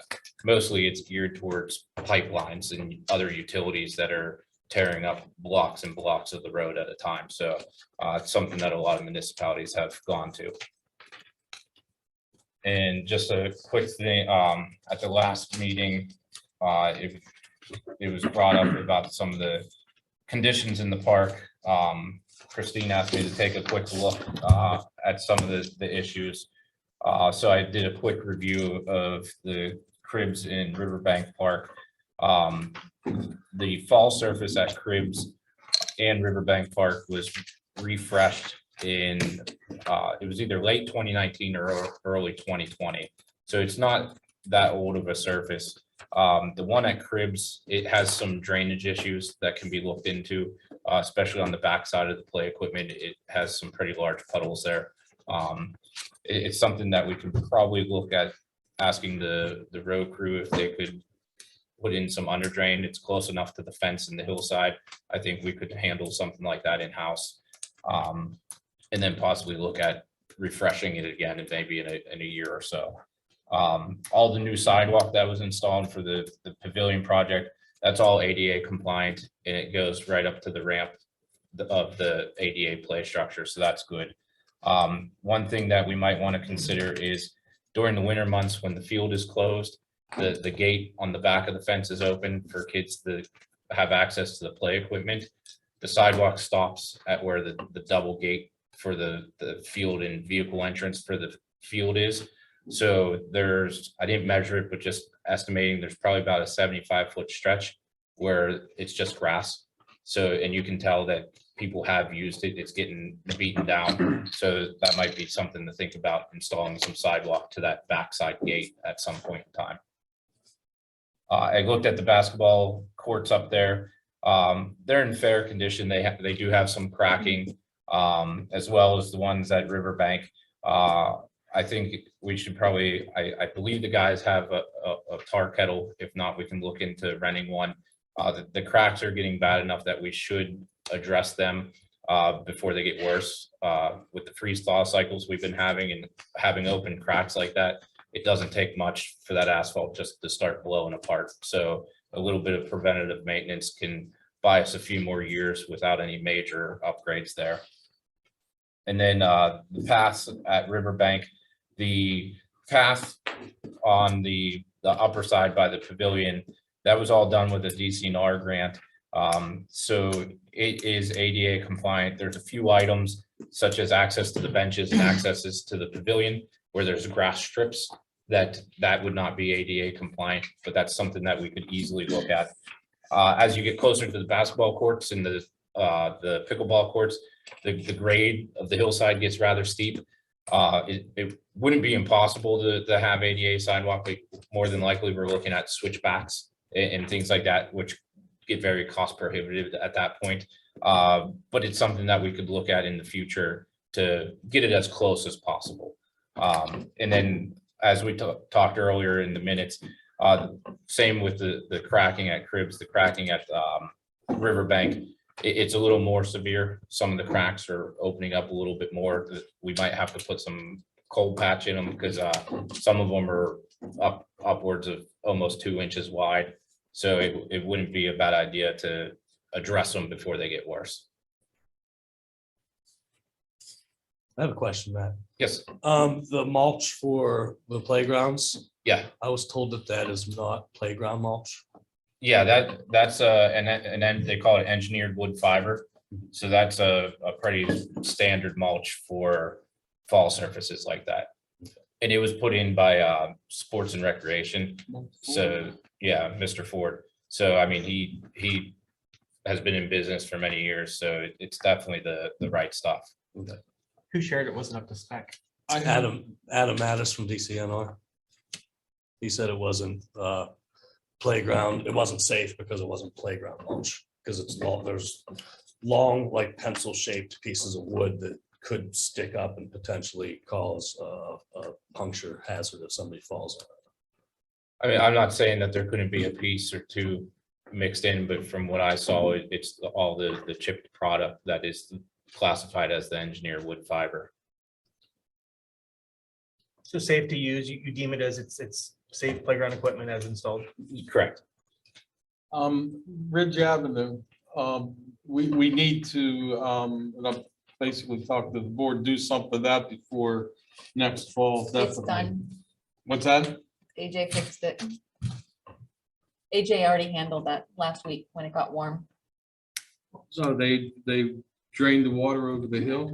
They put a pipe in and put it into the storm sewer, I believe. Oh, okay, good, great. Good, done, check. Yeah, I Yes, had thank actually, you. sheer coincidence, I had found a plan where there was actually some under drain up there. And I had provided it to Christine, so I didn't know they got to it yet, but I was gonna Oh, work with them, yeah. so it sounds like they were able to actually find the under drain that was there and connect to it. Good, that works out good then. Thank you. That's all I have. All right, thanks, Matt. Just real quick on, Rhoda, on your point about demolitions. I do think we need to be strategic going forward about new demolitions. And I was looking at the list. I had thought that we had listed that on our policies, as far as a comprehensive, look at how we determine demolitions. I'm just wondering if that's something we want to put on our committee's agenda. And we could talk about it more at the workshop as far as, I would think it would go under, I'm not sure what we decided, whether that would go under public safety or community development. That's something we can maybe talk about at the workshop, but I just wanted to make that point that's probably, I mean, what you suggested is good, that we have, instead of just, in the past, it was just whatever, house was asked to be on the list, got added to the list, but Okay. Well, community development is mine. yeah, so, my committee. You're actually on both too, because public safety, whether it's unsafe or vacant structure versus blight, I mean, it's all the same. But the idea is the committee tackles it, we all approach it and, agree to where we are. yeah, You so, cross over with both of them. yeah, I mean, there could be some crossover there, but I'm just putting it out there as something to look at for the committees and to possibly bring up at a future workshop to come up with a more strategic plan on how we approach demolitions. So I can confer with Mike on that because he knows more than I do, sure. So that's all. All right. Where are we? All right, so next up, we have the committee reports. First one is Finance Committee. Warren. Yes. Let's pull this up. All right, so we have ranking priorities for my committee that we've been tackling. We've met twice now, most recently yesterday evening. Our first two priorities that were ranked as number one, there were three of them, but the first two are complete. That's the policy on outreach to solicitor and policy on outreach to the engineer. Our third one was the purchasing policy, including petty cash and or credit card and P card. So we had a discussion last night with the presenter. Kelly joined us for a virtual public meeting last night and shared the benefits of using the program. And after discussion with the committee, I don't have my full notes with me, I apologize, but we have a recommendation that the full council take a look at doing this, and this is going to tackle one of our top priorities.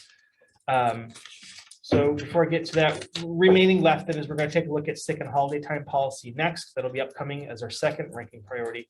And then we have a three-way tie for the minimum fund balance policy, sewer fund repayment policy, and then also part-time police officer benefits and policies. So back to the P card piece. Last night, we had a guest presenter. Her name is Kelly. And Christine, I'm going to ask for you to help us kind of recap, like a 60-second recap on this offering, this service, because I think you've spoken to her more. I downloaded the program. You want it? I don't want to recite it because I know there's a lot of pages and she shared after the fact. Would you Yeah. mind sharing? Is that okay? Sure. So there are a lot of benefits to this particular program.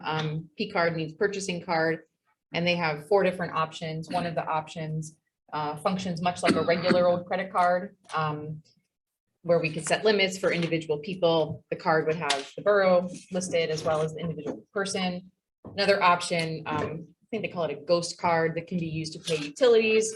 The third one is like a department card that they're not really recommending anymore. And then the fourth is a, they call it declining balance. And basically it's a way that you can ensure you don't overspend on a grant, for example. You can use this to basically keep track of spending for particular line items that cannot exceed a certain threshold. I forget the exact dollar amounts now because my notes aren't in front of me, but there's also protections offered based on if there's employee misuse, there is insurance coverage for that. 100,000. And the insurance increases if you get above 5 cards, basically. And then another nice perk of this program is that we would earn basically cash back based on our purchases. And the more money we spend, the more we earn. So. And negotiating power by auditing a reverse trend of like 2 or 3 years, where they see where we're spending money to see if there's savings that we can negotiate, knowing what fees they charge elsewhere or not. And of course, this can all be monitored online to see, who's spending how much money on what.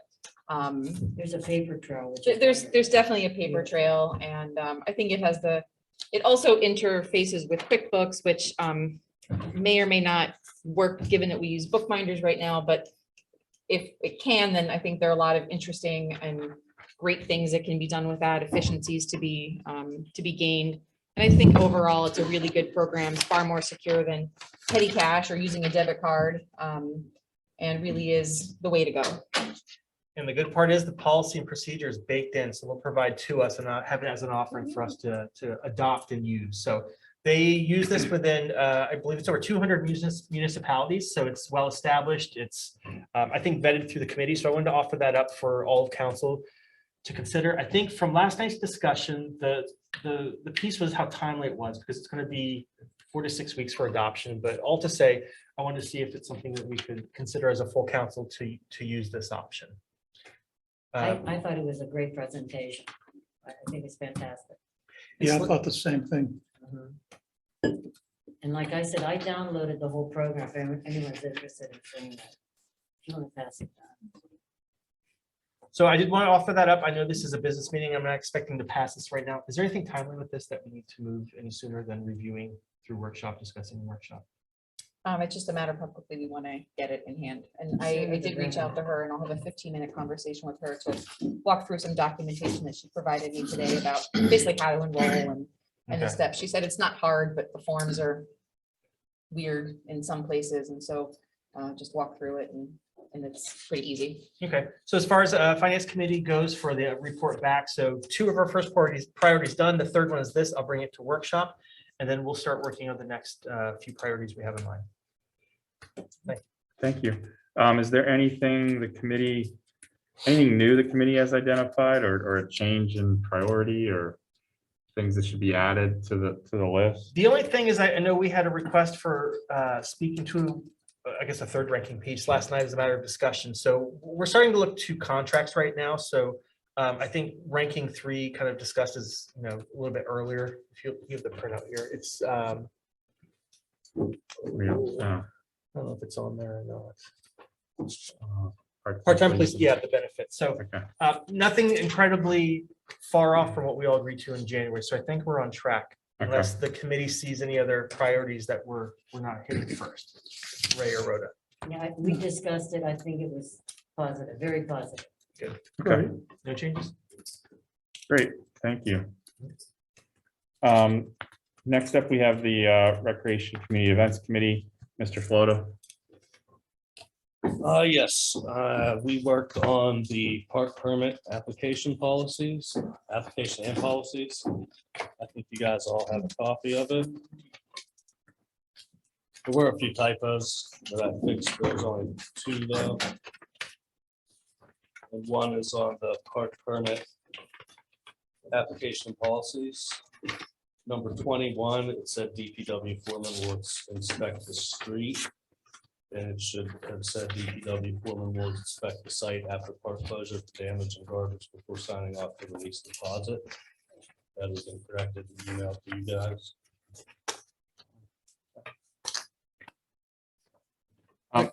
I don't know how many people got to review that, since it was only sent out a couple hours ago. I don't know how many corrections. There's 2 typos. That was the only correction. That was it, yeah. Okay. I have a couple questions on that.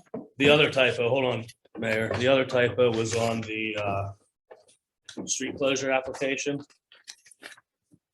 If you look under the policies, it was number 6 and number 10.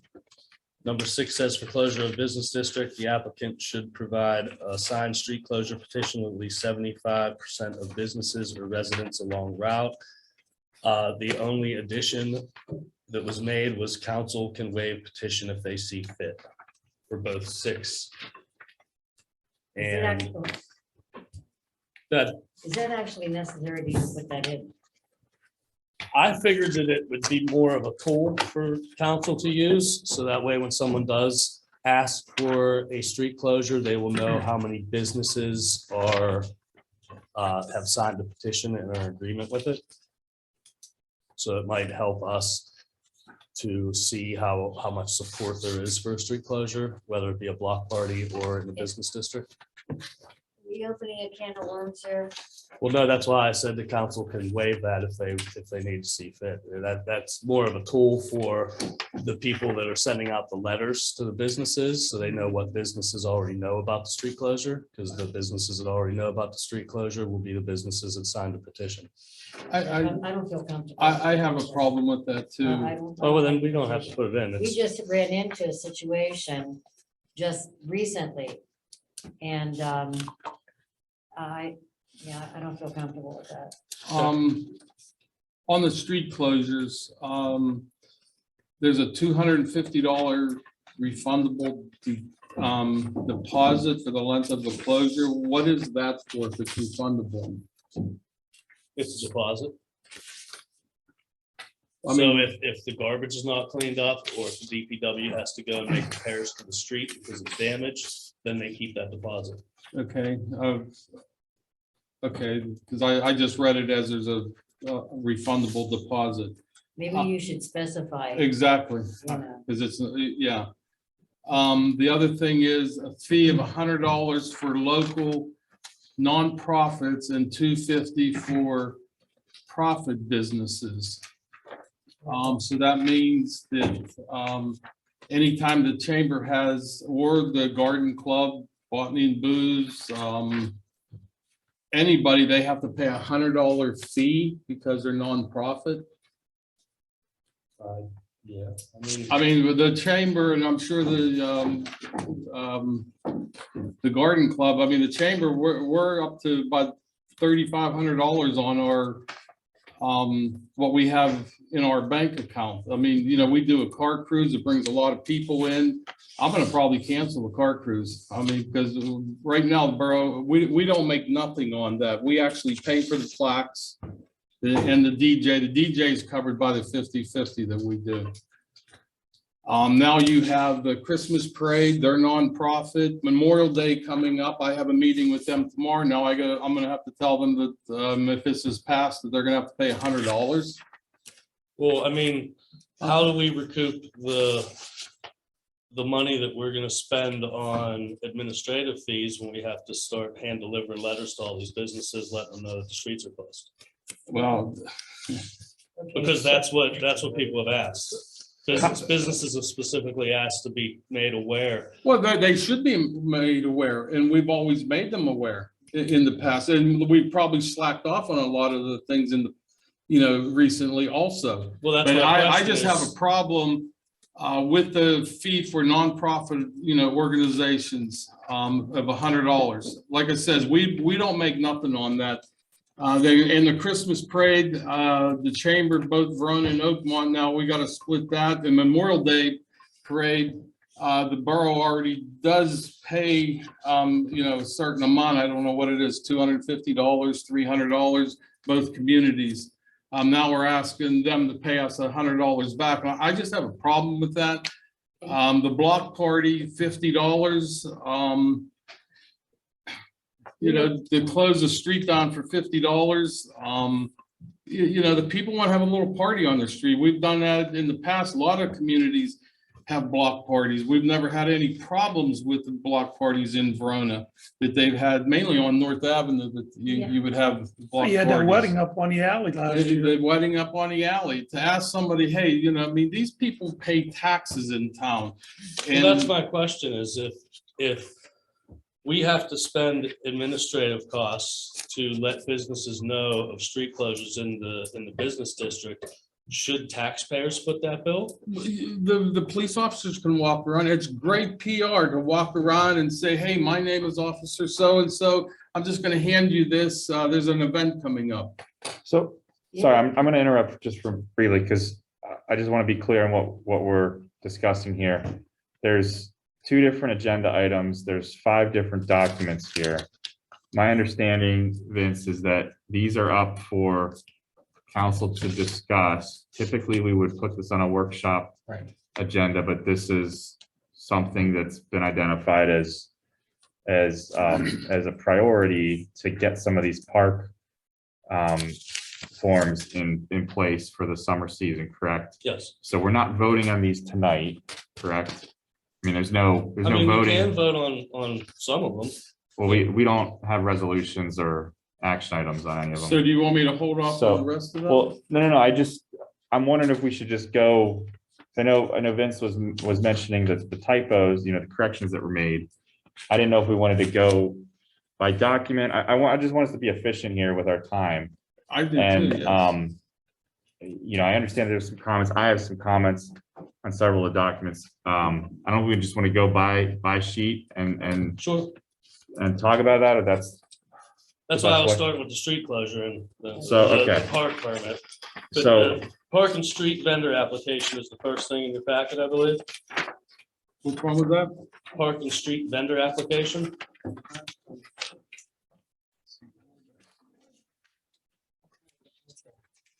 So, as I understand, this is for any vendor that's gonna be at a park event or street closure event. Correct. Are we 737 or 736? 36. Have we done this in the past? Have we had a vendor? This already existed. It just was tweaked. 737. Have we used it in the past? 'Cause I don't, I've just been on council since January, so I don't know. Have we used it? I don't remember seeing it being used. I mean, I don't know. I'm just asking the question, if anyone. I mean, I've been here mostly in the winter and I've not yet seen this used. Not to say it doesn't, I mean, obviously it exists, but I've not seen it used yet. The only tweaks that we made to this was we put the 3 different parks at the top with their addresses. So there used to be 3 different forms for vendors. Vince, I believe this is 736 East That's Railroad, what I said. the borough Okay. building. And I think this is a nice idea. Yeah, it is. We've put in a lot of time. That's why we don't want to sound too It's- critical. Well, It says 736. Mine says 737. 737. Oh, I'm looking down. Oh, okay, down at the bottom. Okay, I see that. Yeah, that was just Yeah, a that's big fine. thumb, I guess. No, that's But good this job. is a nice form. It is a good. well, I'm wondering do we need this? I mean, I'm just, Now, who would pass this out? Who would do this? Would, say Barney and Booze, do they have to go to every one of their vendors? And I mean, get, if they're having food trucks, we should at least know that they're I- legal. Ask Kimberly, because I bet you they already do this. Like your vendor applications, like. when You know, have what, money we booth. could discuss this at Thursday's meeting, the workshop rather, I mean, at the end of the month, Tuesday.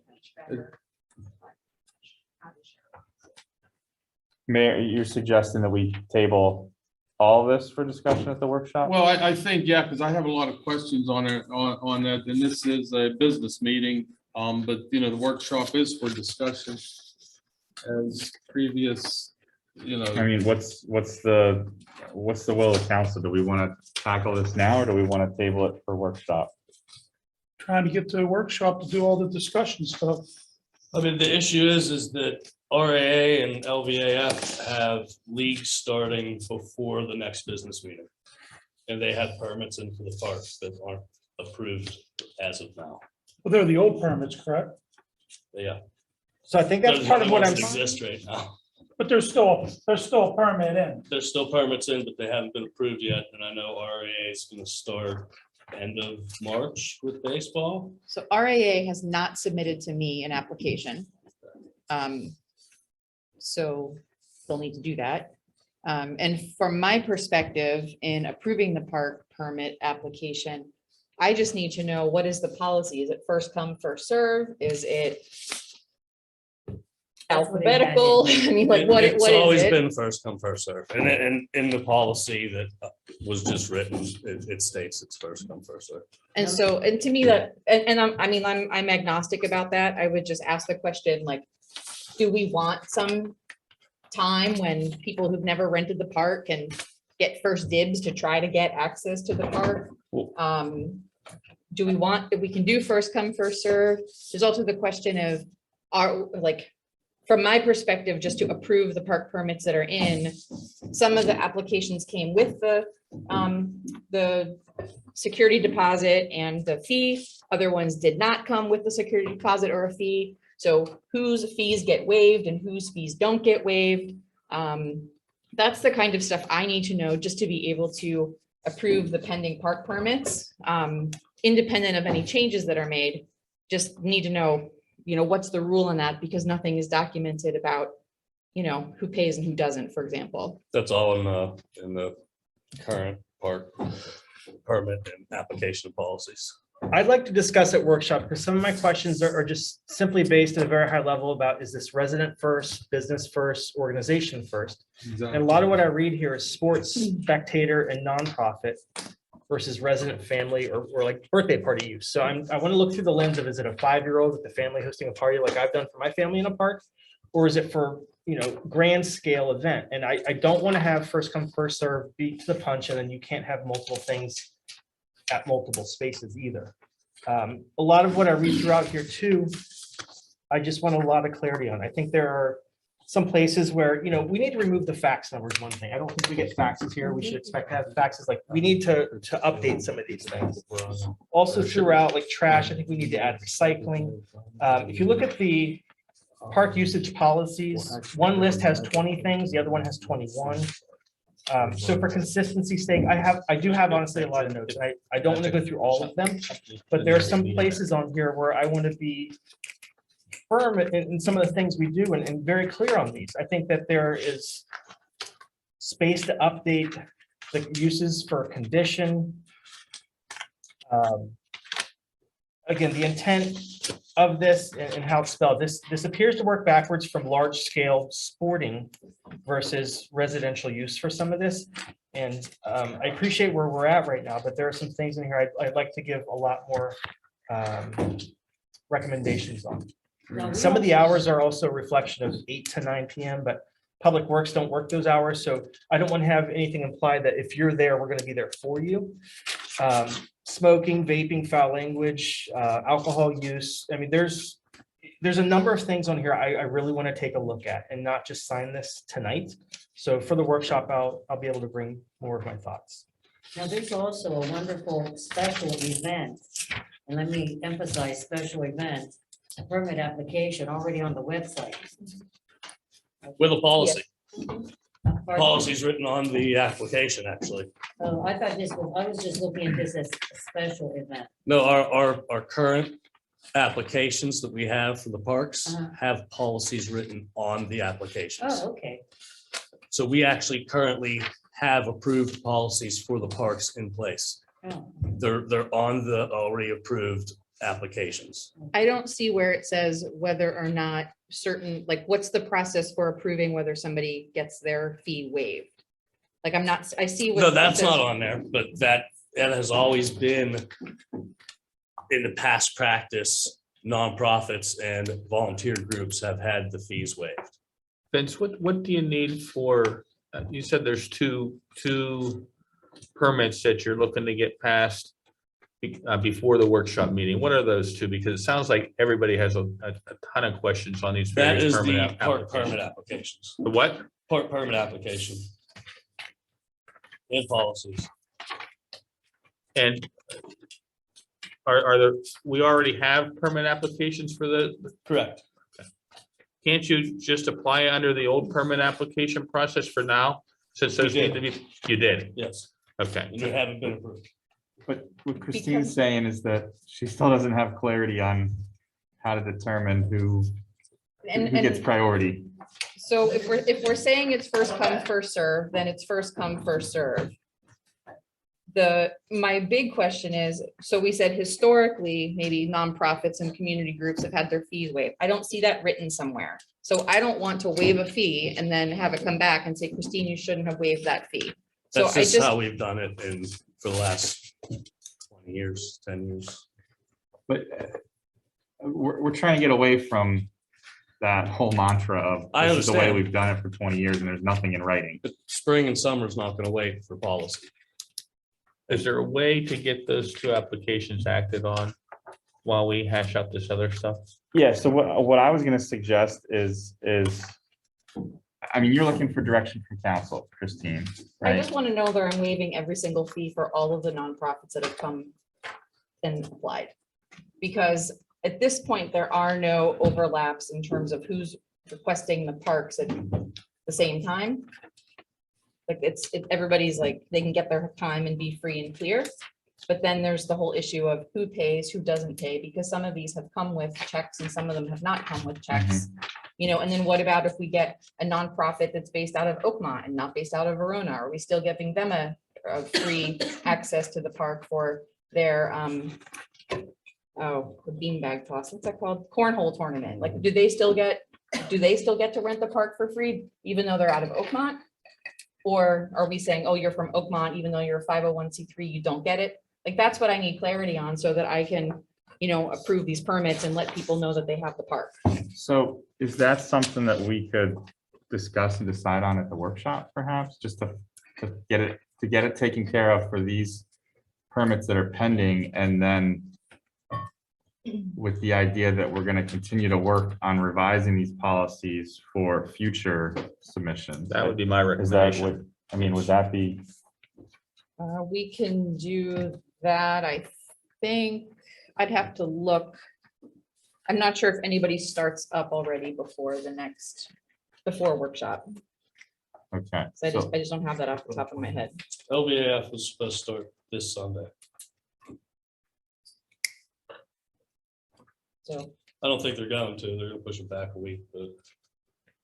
And I think RA starts, I don't know, Jim left, but I think we start end of March. Can you issue them a temporary permit pending completion of the policy? Yeah, like it would only be valid through May or June or whatever month. You okay with that, Vince? As long as everybody can use what their tax dollars are paying for. Yeah. That's a good compromise. Yeah. When's the park closed till? Isn't there a date that the park's closed till? Yeah, it's supposed to be open beginning of March. I thought it was beginning of April. I There thought just it was seems to be April. too much. It was too many beginning of questions April on- like 4 years on ago, all but I these. think There's 3 like years 5 ago, they different changed it policies to there? beginning of March. There's 5 different documents. Gotcha. So, yeah, there's a lot to clean up here. My recommendation would be to issue a temporary permit for the current applications that are on file, pending final approval of whatever is ultimately decided on by council with regard to these documents. And is the use for the entire park, playground, pavilion, bleachers? What do you think? For the one that's like coming up right now? Like the one that's, you're gonna be starting up soon? No, just the field and the pavilion. Playground, basketball court. It's not. But as it says in the policies, if you're using the baseball fields, you can't use the soccer field because people will get hit with baseballs. If you're using the soccer field, like vice versa, you can't use the baseball field and the soccer field at the same time. They overlap.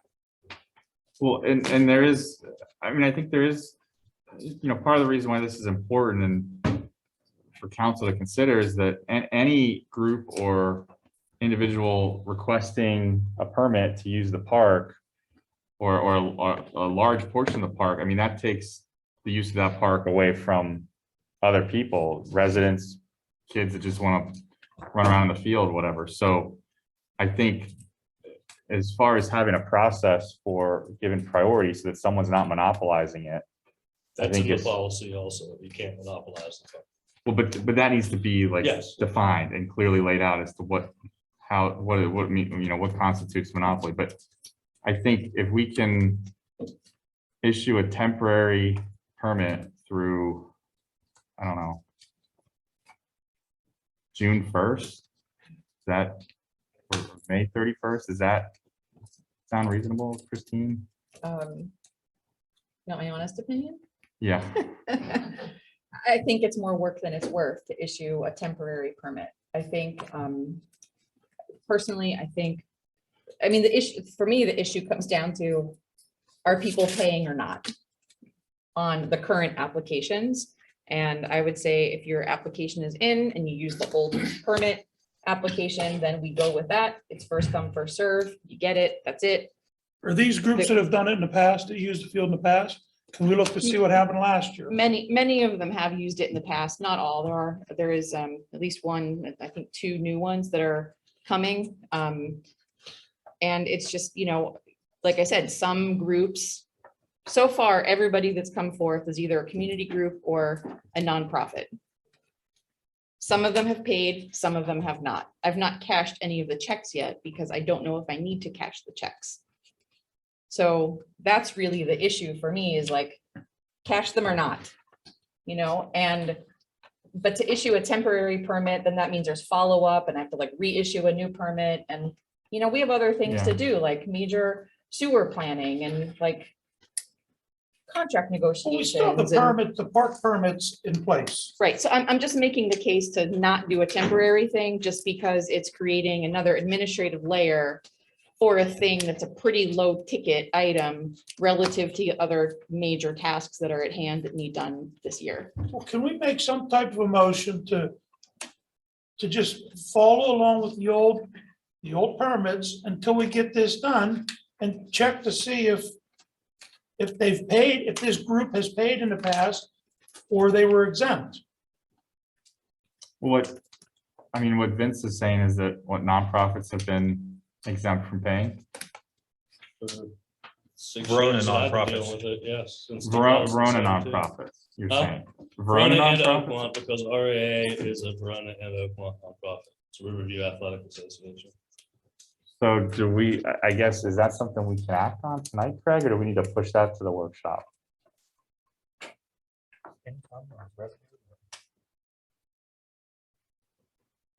Because maybe, if we can't act on it tonight, maybe the solution is to put it on the workshop for council to decide which fees are being waived, if any.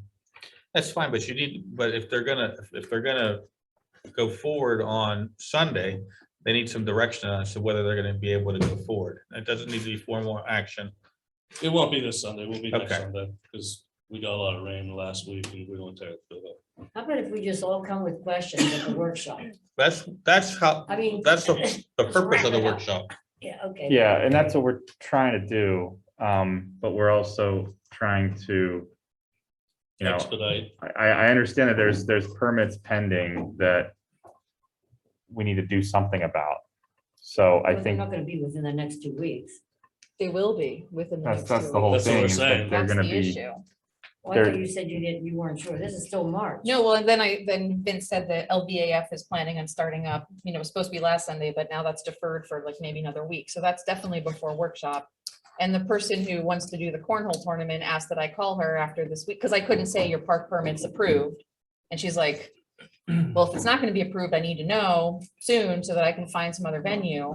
And I told her I would call and let her know later this week whether or not she has the park. We have a current policy in effect with regard to how these permits are issued. And until there's a new policy that's in effect, the old policy continues in effect. So these permit applications should be processed under the old policy until such time as there's a new policy. The issue is that nothing is written down saying that nonprofits fees are waived that I can find. And so if that's what we're continuing to do, we just need to, I guess, affirm that that's what we're doing. And if it's a Verona or an Oakmont nonprofit, then we're waiving the fee and that's that. Is everybody okay with that? Yeah. Craig, doesn't past business practice dictate policy? Like if we've I been think doing that, it for I 10 think the years. council just, I don't, is anybody not opposed to that? I'm sorry, is anybody opposed to that? So what's the question right now? To follow the current policy in effect and waive fees for nonprofits in Verona and or jointly with Oakmont. Well, I guess then my big question is who's now paying, if no one pays a fee, then why do we have a fee structure? If we're waiving all fees, why do we have this? Because I don't Well, understand I- who's paying a fee then. Just for nonprofits. Just for and- nonprofits in Verona or joint activities with Oakmont. So then why is it part of a policy? I mean, the first question is, are you a private, or a nonprofit kind of a thing? So We're not using that application yet. We're though. talking, Joey, until we adopt a new policy, we're just gonna go with the old policy, because that's a policy that's in effect. And hopefully get these fleshed out at the workshop meeting, because that's where they should be discussed. And then bring them back for formal action at next month's business meeting. Christine's just asking how to handle the pending permits. We got to do something about those. So Craig's asking if anyone has an issue just following the past practice that's been verbally relayed. And if council says to go ahead and do that, then I mean, that's the no one policy has that's in an effect. issue. Yeah. Right. Yeah. I'm good with it. Okay, I don't have an issue. Do we need to vote or? no, because that's the Okay. policy that's in effect. Okay. So my recommendation would be to move the motion to table the policies to the. I don't even know if you need that, just move them to the Yeah, workshop I meeting. think we move these to the workshop and discuss them in more detail. Because they're not on its action items anyway. Yeah. Agreed. Thank you. So Vince, did you have anything else on your committee report? Nope, just make sure you have your notes for the workshop meeting, so we can get this ironed out. Was there anything else that came up at your committee meeting as far as change in priorities or new items that No, that took, need to be looked at? that took a good hour and a half going over those two policies and permits, so Okay, we really didn't have enough time to do anything else. all right, thank you.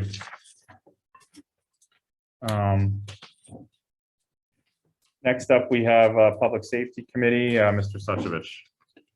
Yeah, we met, what was it, last week, one day?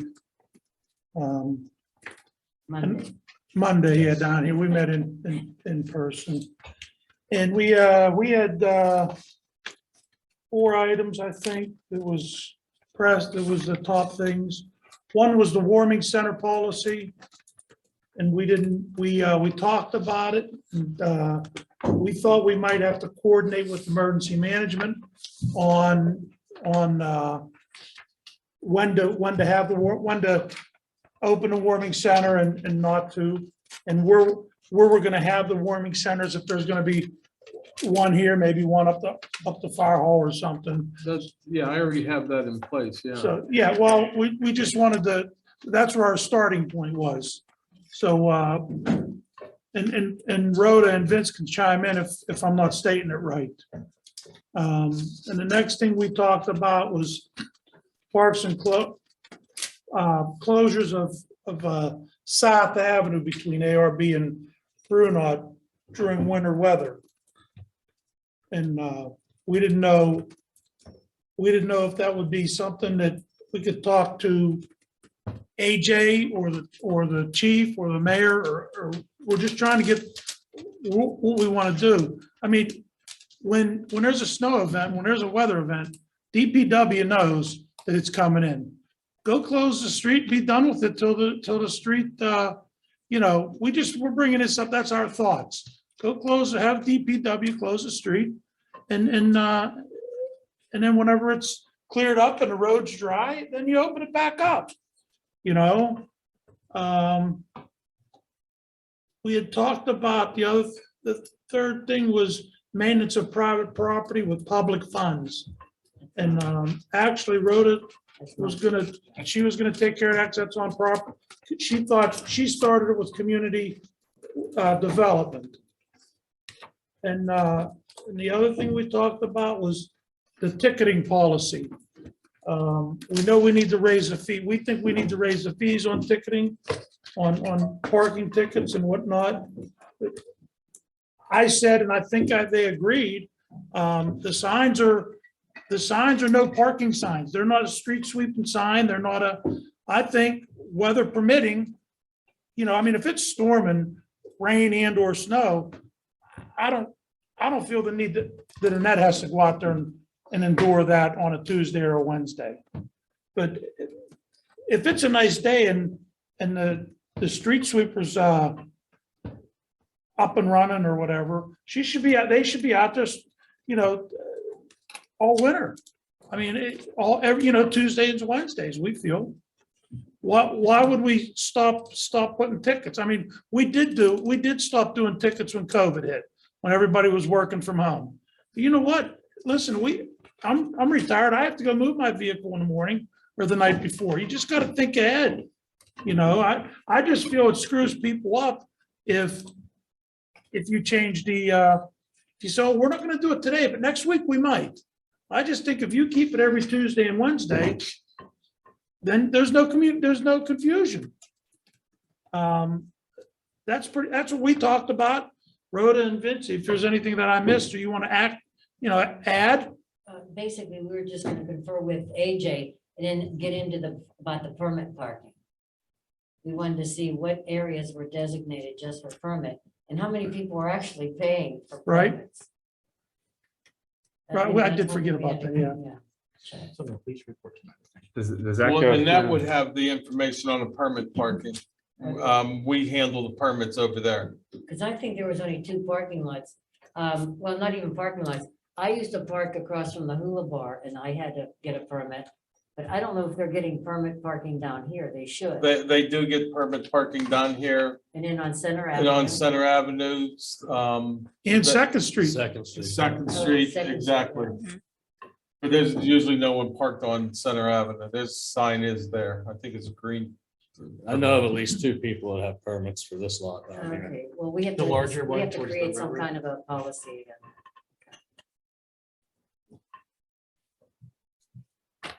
That's kind of what we come up with at this point so Okay. far. So you think some of these things you might be ready to make a recommendation to council at the workshop meeting, or, I mean, it sounds like you made some progress on what you're. what Well, you're like talking Dave about. said, with the warming policy, warming center, that's already in place. There is, through emergency management, Right. there's already in place. But who makes that decision, Dave, to open it? Is I that, do.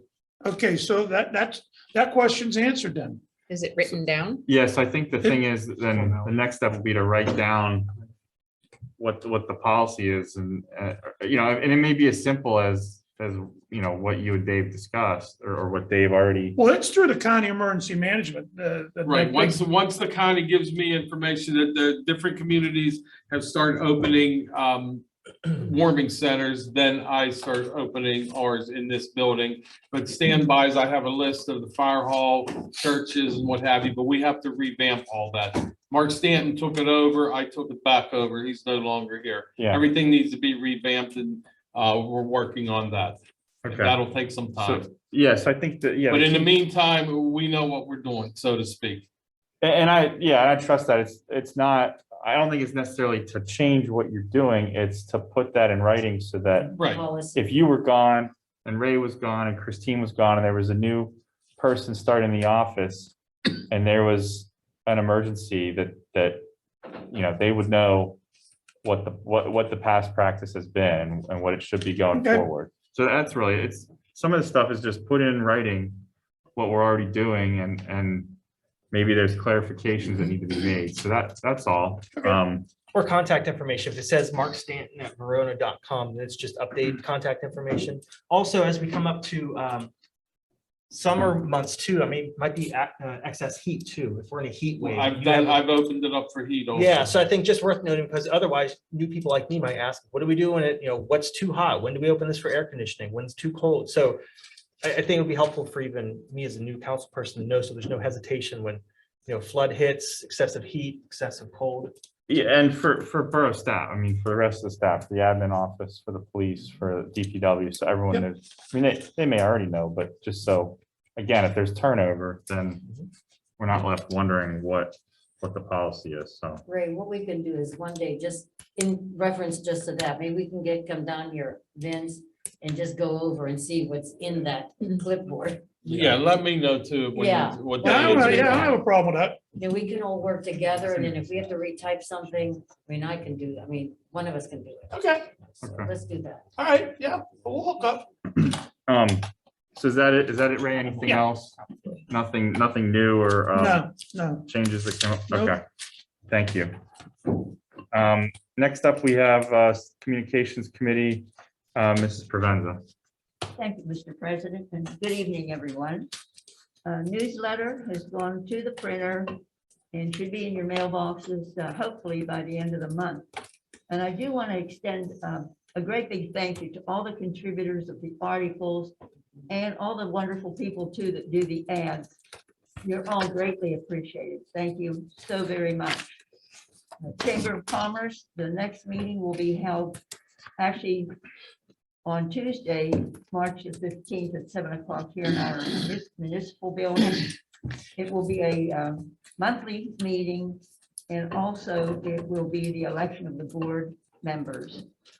Historical Society, the meeting will be held on Thursday, March the 17th, here in the municipal building, and the presenter will be Gary Rogers, and he's going to be speaking on the 1936 St. Patrick's Day flood. This is open to anyone, all are welcome, and it's a wonderful, wonderful organization that Rhoda has started, and we just welcome you all. Do come. It's a wonderful meeting. What's that date? I'm sorry. It's Thursday, March 17th, All right, at thank you. 7 p.m. Twin Borough Ministries, next community dinner is going to be held Wednesday, March the 30th from 4:30 to 6:30. Again, a grab and go dinner. And it will be hosted by the Riverside Community Church. And soups are also available. If you would like to order, call Shirley Davis at 412-828-3412. And if you know of anyone that is in need of food, please have them call Judy Myers at the church. And that number is 412-828-7394. In closing, I did speak with ALOM today, and they're putting the final touches on the annual spring conference that's coming up April 7th through the 10th.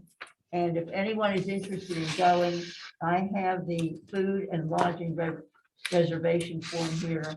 I'll be glad to give it to you, share it with you. That concludes my report. If there's any questions or comments, I'll be glad to take them. If not, thank you very much. Thanks, Sylvia. Did you have any other updates from the Communications Committee meeting? Yes, yes, Mr. President, we did. We had a good meeting, and we're going to be working on policy. This is something new, but we're going to be working on it. And we had no policy on the billboard. So I contacted Mr. and Mrs. Folks, and I've already gotten the policy that they have in their records. And I'll be sharing that at our next meeting. Okay, great. We have a meeting that will come up with our group here. Okay, great. Okay, All right. Anything else? that's it. Okay, Thank you very much. Yep. Thank you.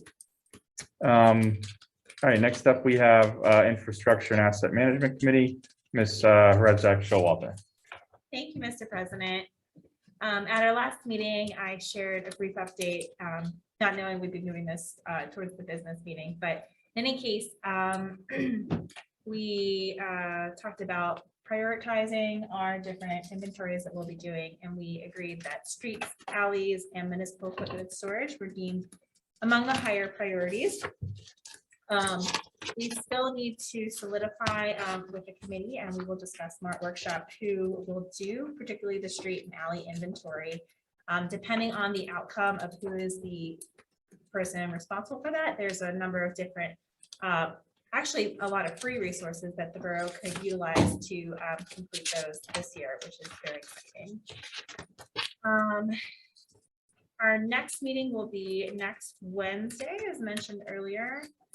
So I think that's really all I have to share at this point so far. But I know you're going to ask about new policies. Obviously, earlier tonight, we talked about the public dock inspection, which we're going to be elevating, moving into our committee meeting and then the workshop meeting later this month. I also still have a note, not quite sure how it falls into the priorities yet, but our committee will discuss, but we'll be looking into the ADA ramp for Riverbank Park along with the parking and ADA parking at that location. And that is all I'm aware of at this point. If I've missed anything, committee members, please let me know. All sounds like what we did. Okay, great. That was, you said ADA ramp at Riverbank, and what was the other one? On the ADA parking at Riverbank Oh, and the okay. public dock, Okay, gotcha. Yep. the inspections. Okay. Anything else? Is that? That's all for tonight. Thank you. Okay, thank you. Next up, Community Development Committee, Mrs. Worf. Okay, we had our meeting, we're meeting the third Monday of every month. And I generated a list that I gave to Christine and she forwarded it to you, to Craig. And I'll go over that real quick. Basically, we're doing abandoned and vacant properties. And what we're trying to do is possibly approach them, and if we find like the owner, so we can get them back on the tax records. That's our goal. And there's a lot of people that are interested in some of the vacant lots, and we have quite a few, believe it or not. So I don't know if you can enlighten me, Craig, like some of the questions that I had that I sent, because we have ordinances. It's 154 and 174. 154 is abandoned property, and then 174 is property vacancies.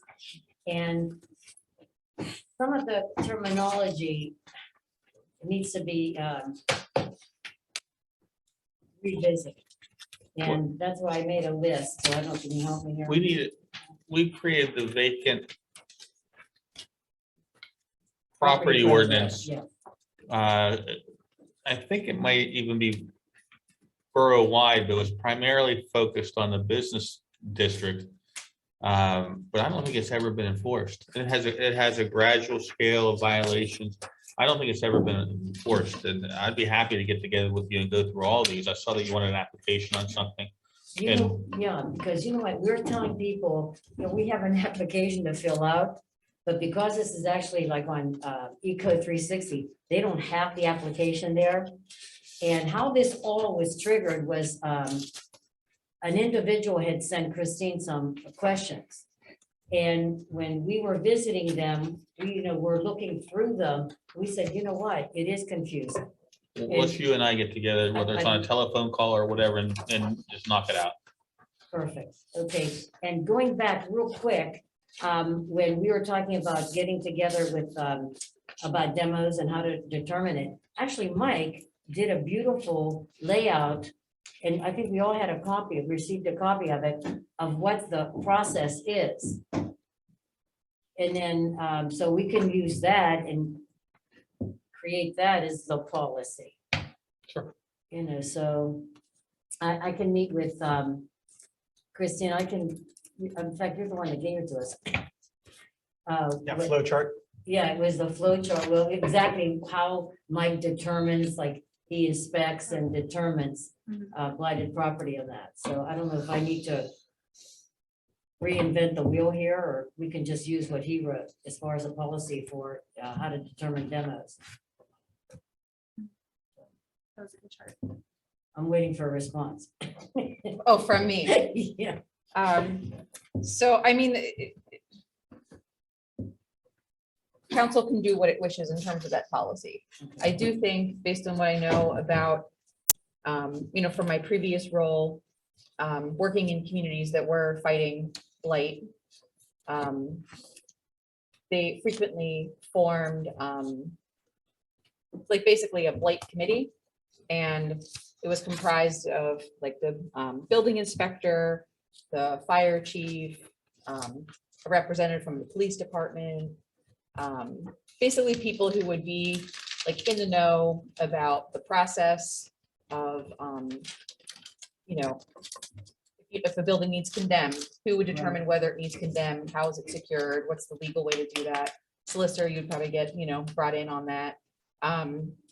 And then that committee collectively determines, based on their expertise, which buildings should be prioritized for demolition.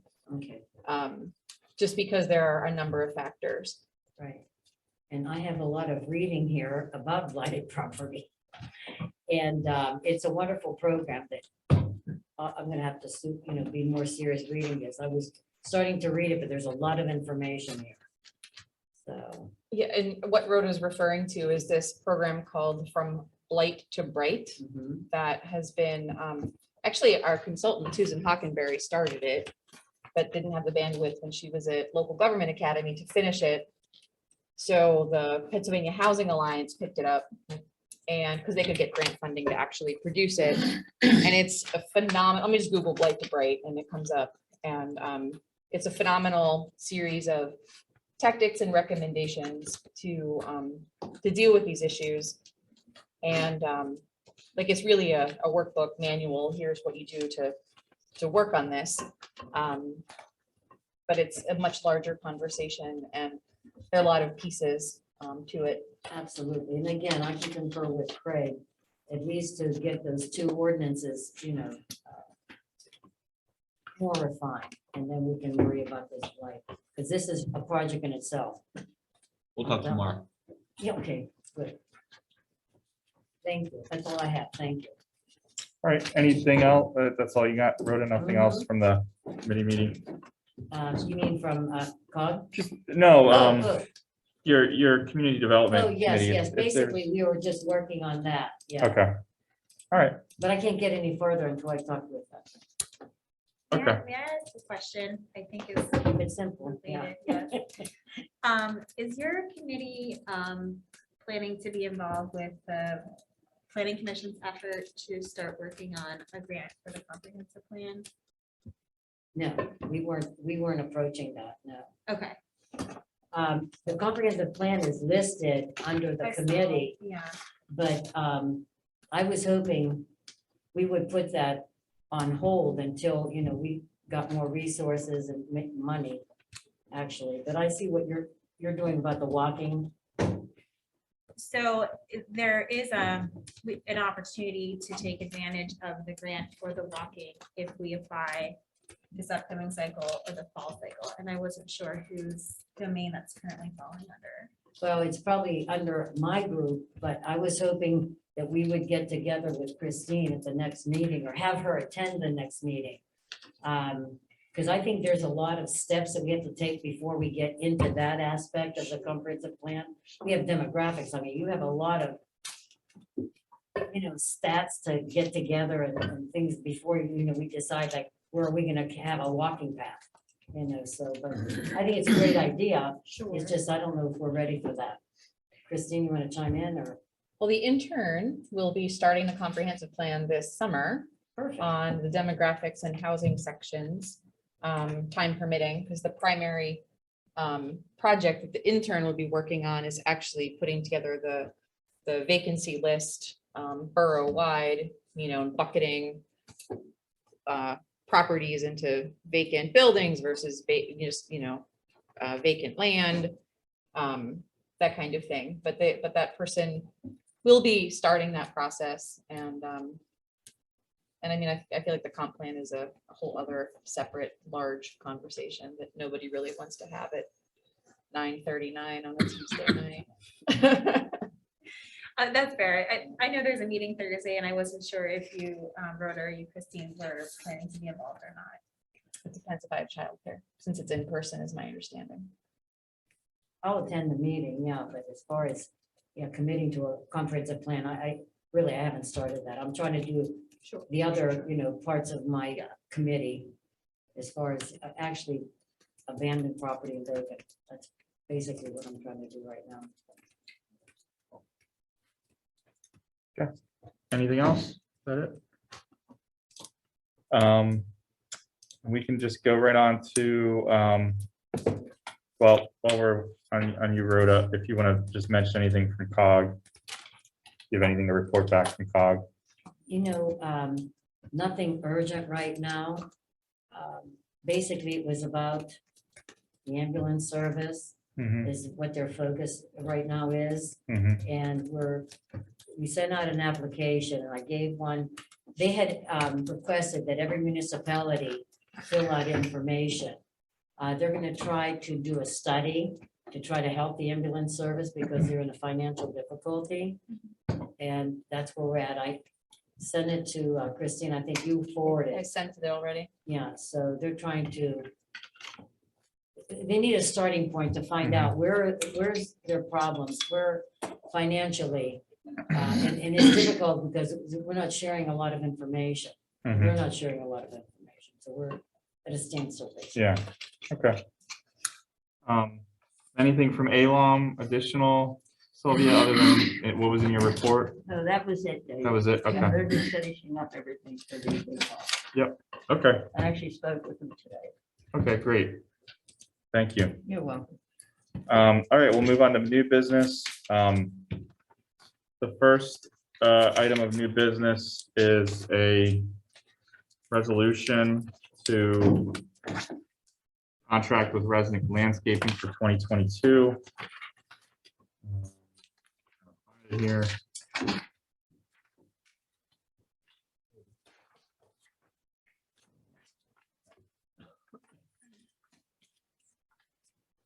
So this is resolution, whereas the borough wishes to maintain, this is a resolution of the Borough of Verona, County of Allegheny, Commonwealth of Pennsylvania, to contract with Resnick Landscaping for the 2022 season.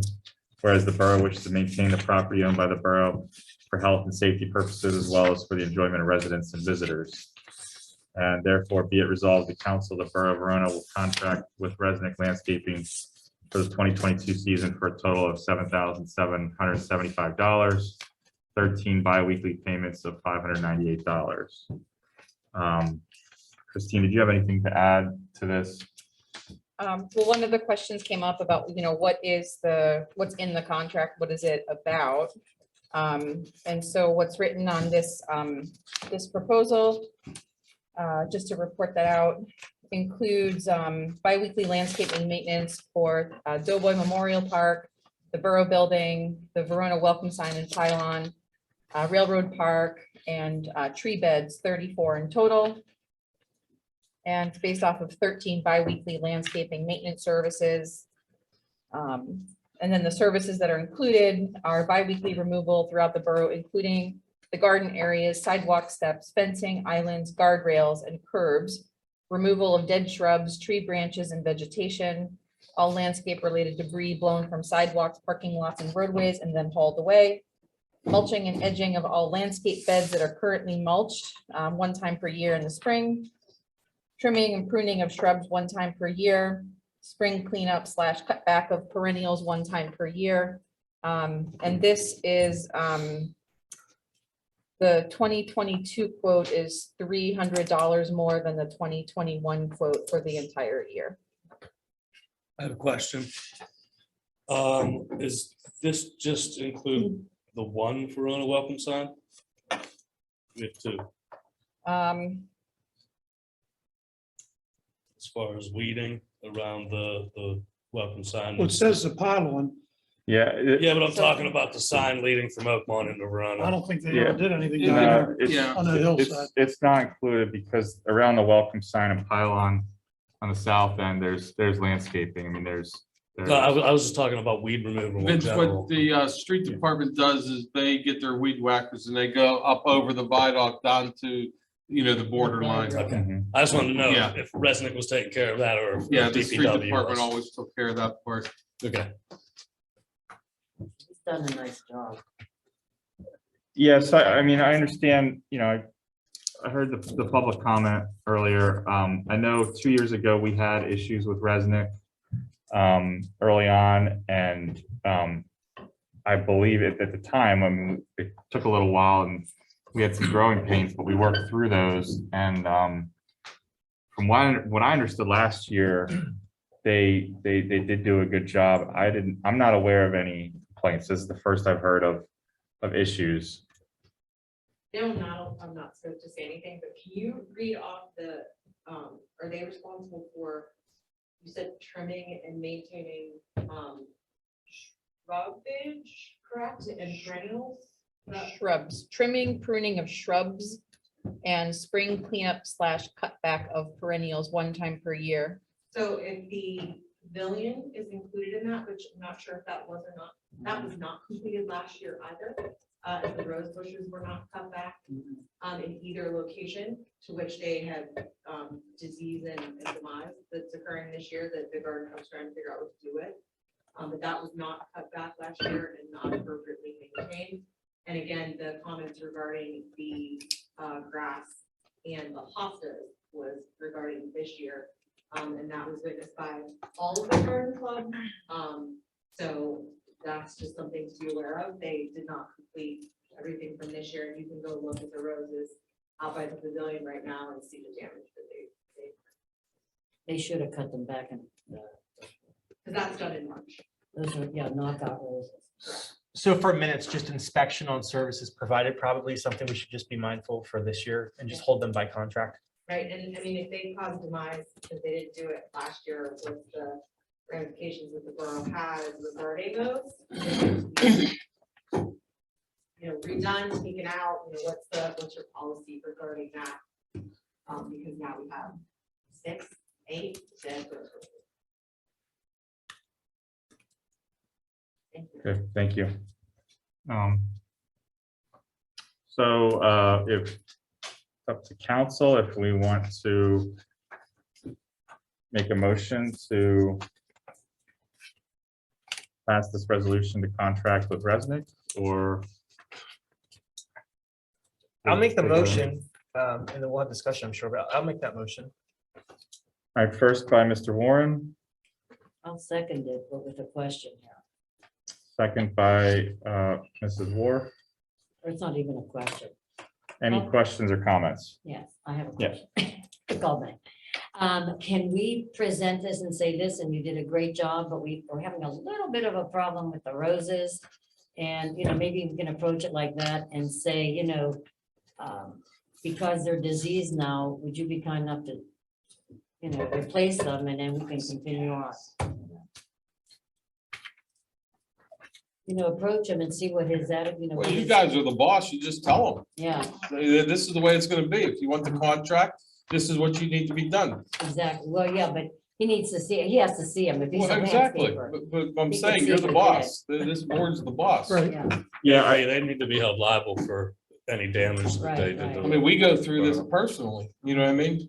well, yeah, I mean, that's not a bad idea, Rhoda, that if we were to, I mean, I guess we would be directing Christine to contact Resnick to like, Remedies. you know, because I think we were making payments last year, not knowing that there were issues. yeah. So if we have identifiable issues that can be pointed out to them, I guess theoretically we could say, you know, I mean, this has a service start date of May 1st. So I guess we have a little bit of time. Call and talk to him. The We could- garden club would be happy to do an assessment of the area and identify any issues that happen with the plan. And create a list for you so that you can have it to go back to Resnick, but time for pruning roses is March. So if you were a contract runs May to May, you need to be doing it now. So that's the conversation that needs to be had from a gardening standpoint now. But again, we're happy to do an assessment and let you know what is damage, disease, or demise. Yeah, that might be helpful. The only issue I see is that their proposal shows a start date of May and an end date of October 31st. And I'm not sure if that was the same as last year. So, Maybe Christine can call him and talk to them. I mean, they obviously are willing to do additional work that's not included in the scope, that's billed separately. But my question is, and this is a question for you, Craig, is I agree that they should be held responsible for any damage that they did.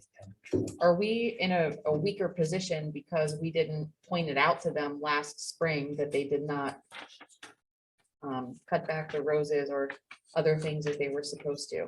No, this is a new contract. We're gonna tell them what we expect this time. No, if we're trying to say the roses are now damaged because of something you didn't do last year, please replace the rose bushes. I think that you can ask them that question. Okay. I don't think there's any precludes you from asking that question. I think that we did go back to them a few times and pointed out some deficiencies with their work. Yeah, the deficiencies I'm remembering were 2 years ago, that there were a lot of issues, and then those eventually got corrected. Maybe there was some at the start of last year, but Yeah, not as many. but yeah, I don't, My grandfather always told me, never hurts to ask. yeah, so I guess the question is then, do we want to hold off on this pending, yeah, pending their response to remedy after Christine reaches out to them? Can we just Yes. handle this at the workshop? Yeah, I mean, we have time. I think. Is there? There is, because the planning season is not until April, right?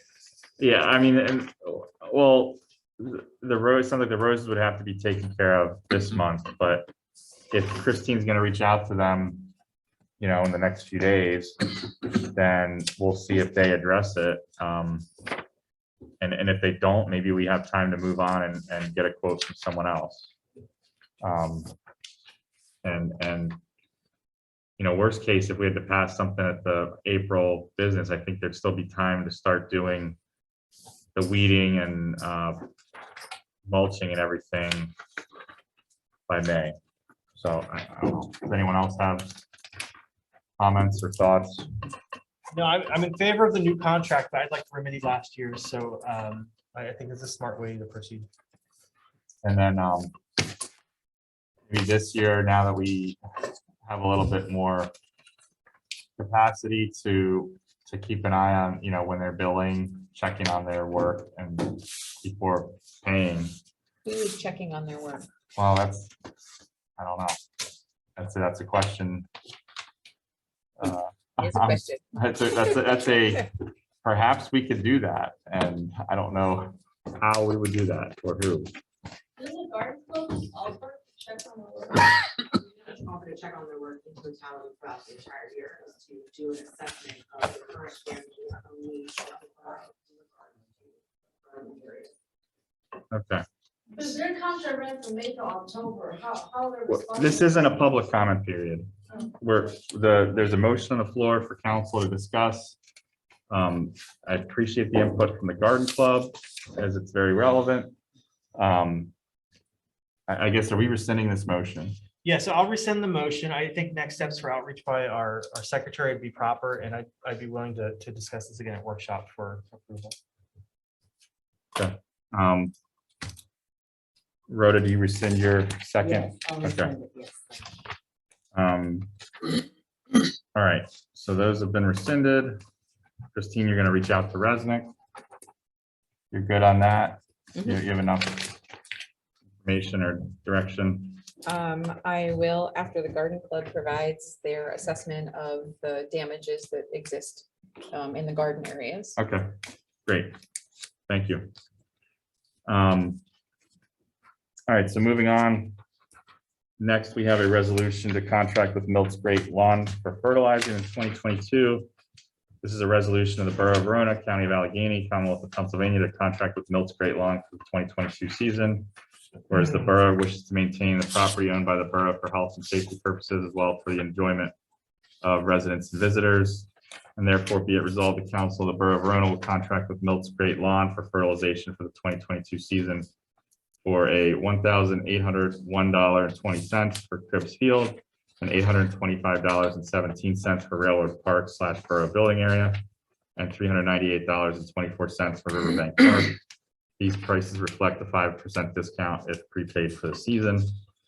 And there is a, I guess, a proposal or a quote or invoice from Milt's. Do you have anything else to add, Christine? I do not. I have no additional information other than, I mean, this is a status quo proposal, basically. This is what they did last year and status quo. I'll make that motion. I'll second. I have a question. We make sure that we ask them to notify us when they are doing fertilization, so the parks can remain closed for 48 hours, so kids aren't playing in poison. I have the same thing, just to make sure. I think that, would that go to the mayor?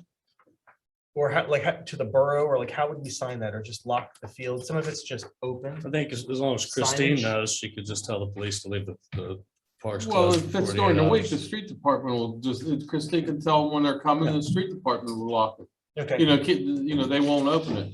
They open it every morning. We For still the let the park police safety know in law. case somebody calls the police to Right. open the park. Right. We So should they don't also have unknowingly signs. open it. We should also have signs since there's a few kids that seem to get in. Close to the regardless of public. Yeah. And for Riverbank Park, since there is no fence around the That's what I'm grass, saying, there's no border lock for that that one. right here. I have a question. Doesn't RAA, aren't they supposed to pay for half of this at Cribs Field? Are we absorbing everything? I believe that they handle the infields. Yes, they handle the baseball fields. And I don't have it in front of me, but this would be for, Baseball grass. is like dirt. What's that? they handle the dirt infields. Like that's what RA handles. And then this is for the grass, like the grass, the rest of the field, like the outfield. That, you agree with that? And around the park, I believe.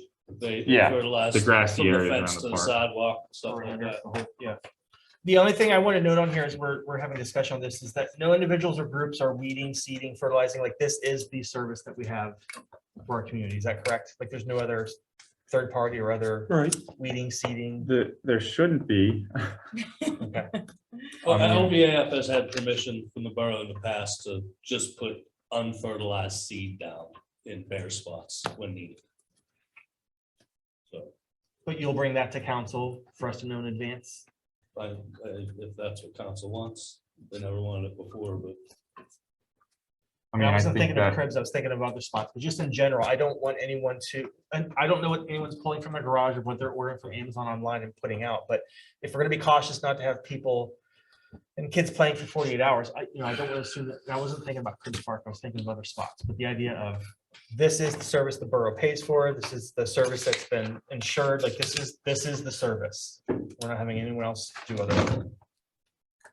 no, LBAF just spot seeds when needed, just to replace bare spots, and that's it.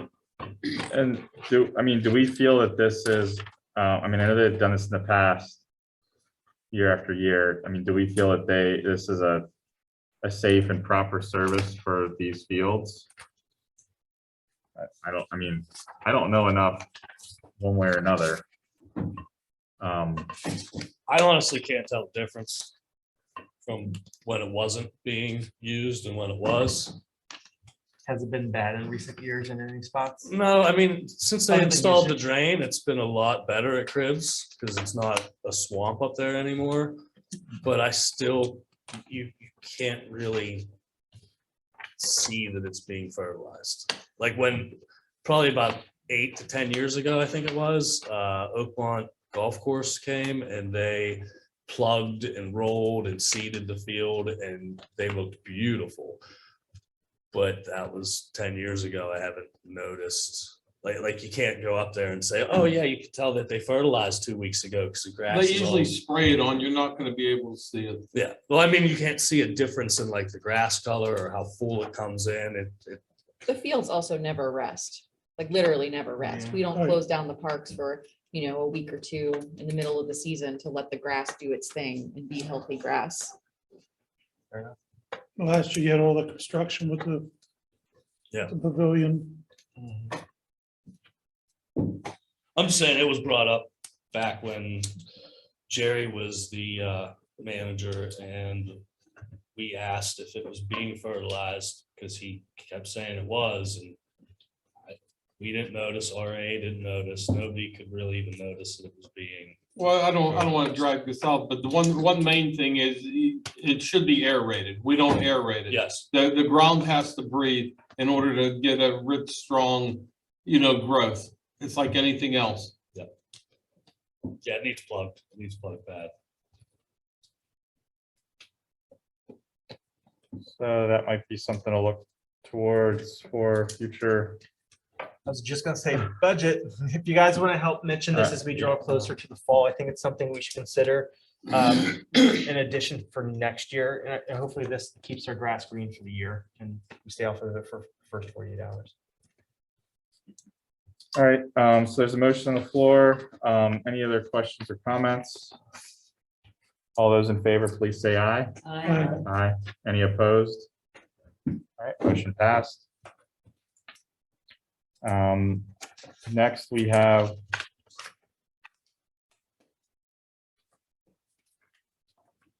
a resolution of the Borough of Verona, County of Allegheny, Commonwealth of Pennsylvania, purchase a laptop computer for the administrative department, whereas the borough allocated funds in the 2022 budget for the purchase of a laptop computer for the administrative department so that staff would not use personal property to perform borough business.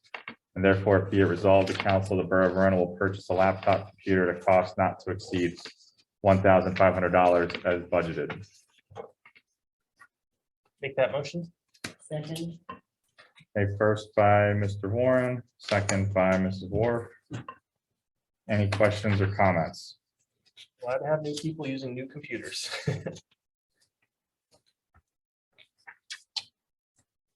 All right, all those in favor, please say aye. Aye. Aye. Any opposed? All right, motion passed. Next we have. I put you, I put a good copy in for you. That, oh, that's the resolution. That's Okay. Yeah, I just didn't recognize it. Yeah, Um, the numbers on it. Yep, so this is a resolution to apply for a LSA grant, a letter of commitment for 10% local match. Be it resolved, the Borough of Verona, Borough of Verona of Allegheny County hereby request a statewide local share assessment grant of $158,625 from the Commonwealth Financing Authority to be used for borough equipment purchase. Need to read the whole thing? No. Thanks. I mean, the rest of it is really just who's signing it. The synopsis says exactly what it's for. Yeah, so. Sorry, there was more to it. Anyone want to make that motion? I'll make that motion. Second. Uh, We're looking at the clock. Yeah. First by Mr. Suchovich, second by, I'm not sure, Mrs. Provenza. Any questions or comments? All right, all those in favor, please say aye. Aye. Aye. Any opposed? All right, motion passed. Lastly, I believe, resolution to advertise the amended street opening ordinance.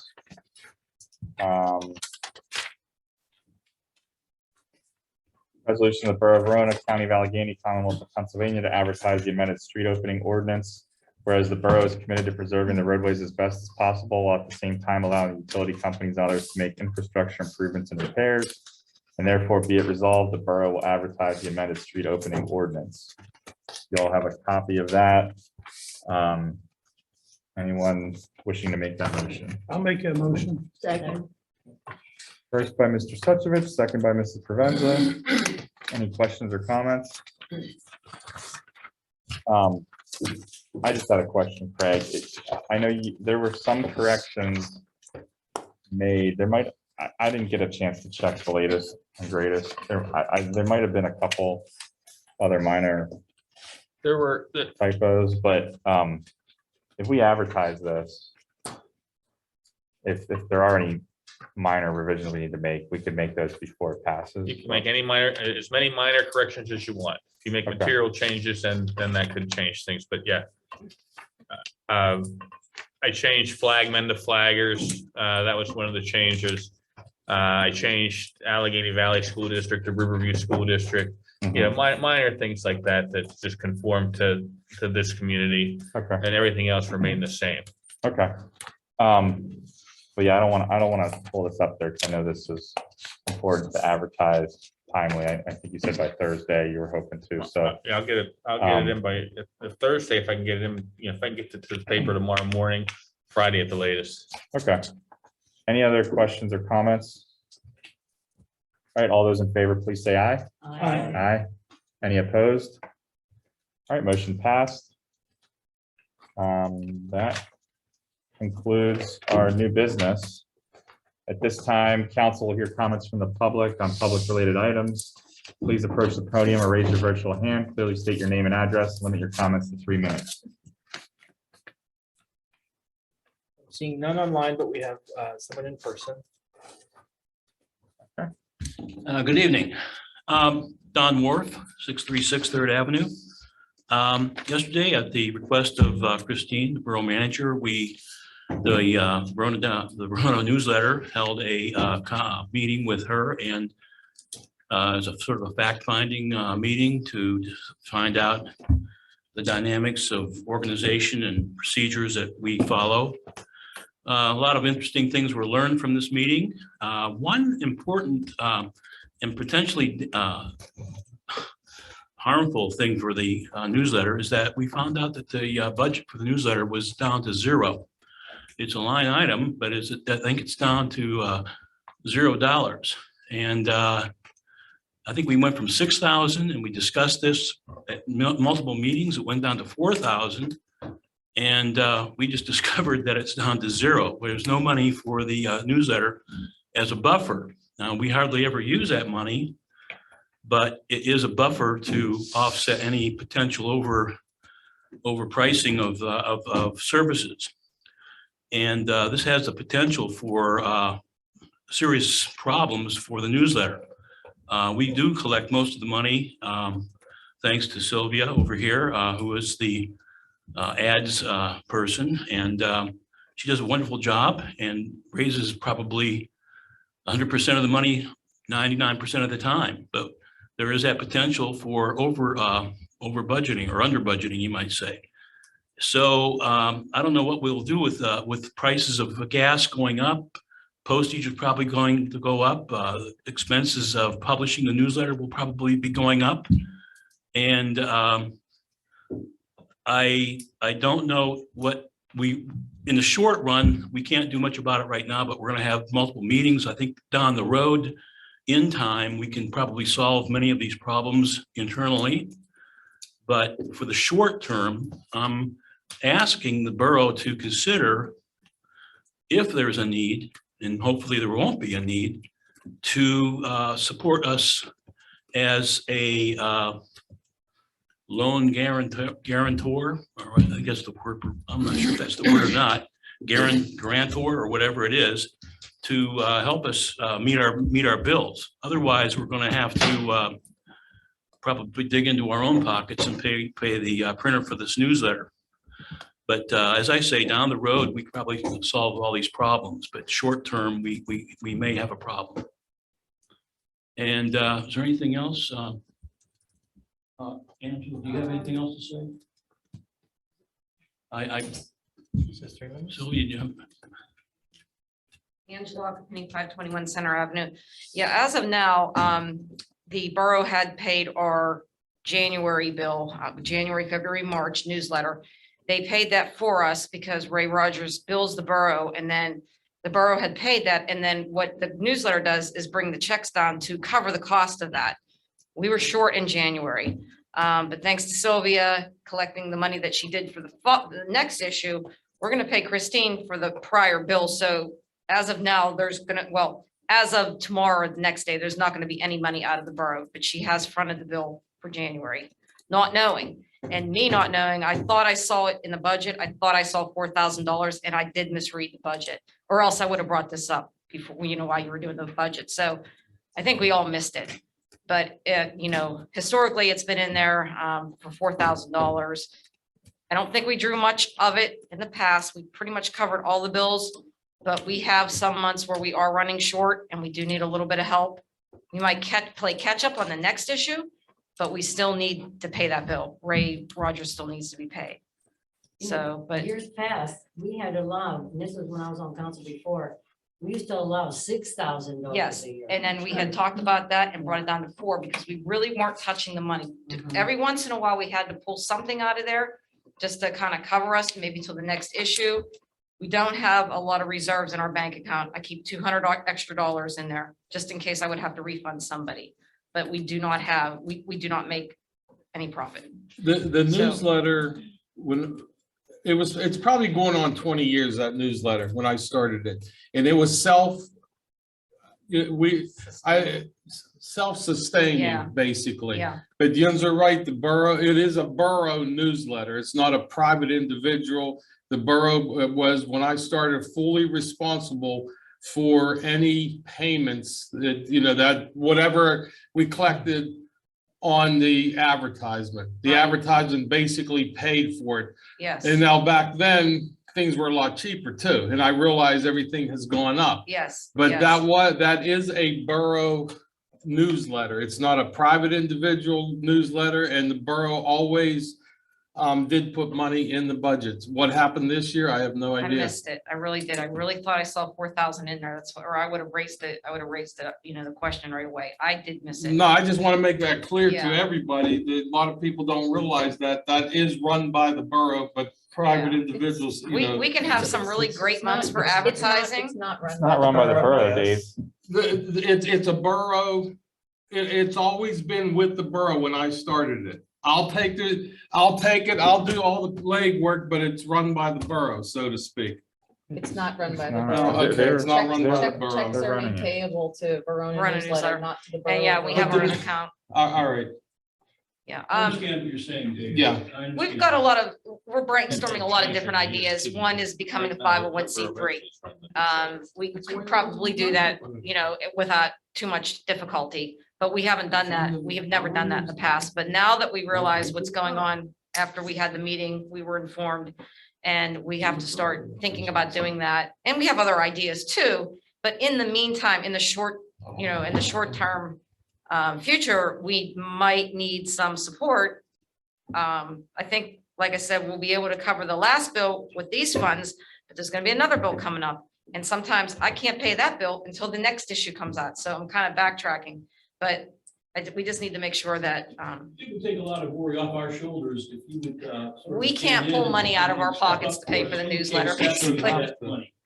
Yeah, we can't pay the money out of our pockets for the newsletter. So Go through a lot of reputations until that bill is paid. yeah, And, yeah. So basically, we pay catch up with the borough, and we've been very successful in the past, but just can't guarantee each quarter that we're going to have enough to cover the cost of the printing, and it has gone up. And of course, postage has gone up too. So that's the dilemma that we're in right now. I think we're going to discuss it at workshop, right? It's already on the agenda. Yeah, Thank you. gotcha. Okay. Thank you. Just to make you aware. Thank you very much. Thank you. Okay. Appreciate your comments. Thank you. I'm sorry that this has come up. I'm sorry in the fact that we've been dropped off of there. I can't believe that. We never had that. And I said, I will do everything in my power to bring the money in. And I have not touched that money. And I think that's why they took us, as Rhoda and I were talking, from 6,000 down to 4. They said, hey, they're not using it anyhow. So they cut us $2,000.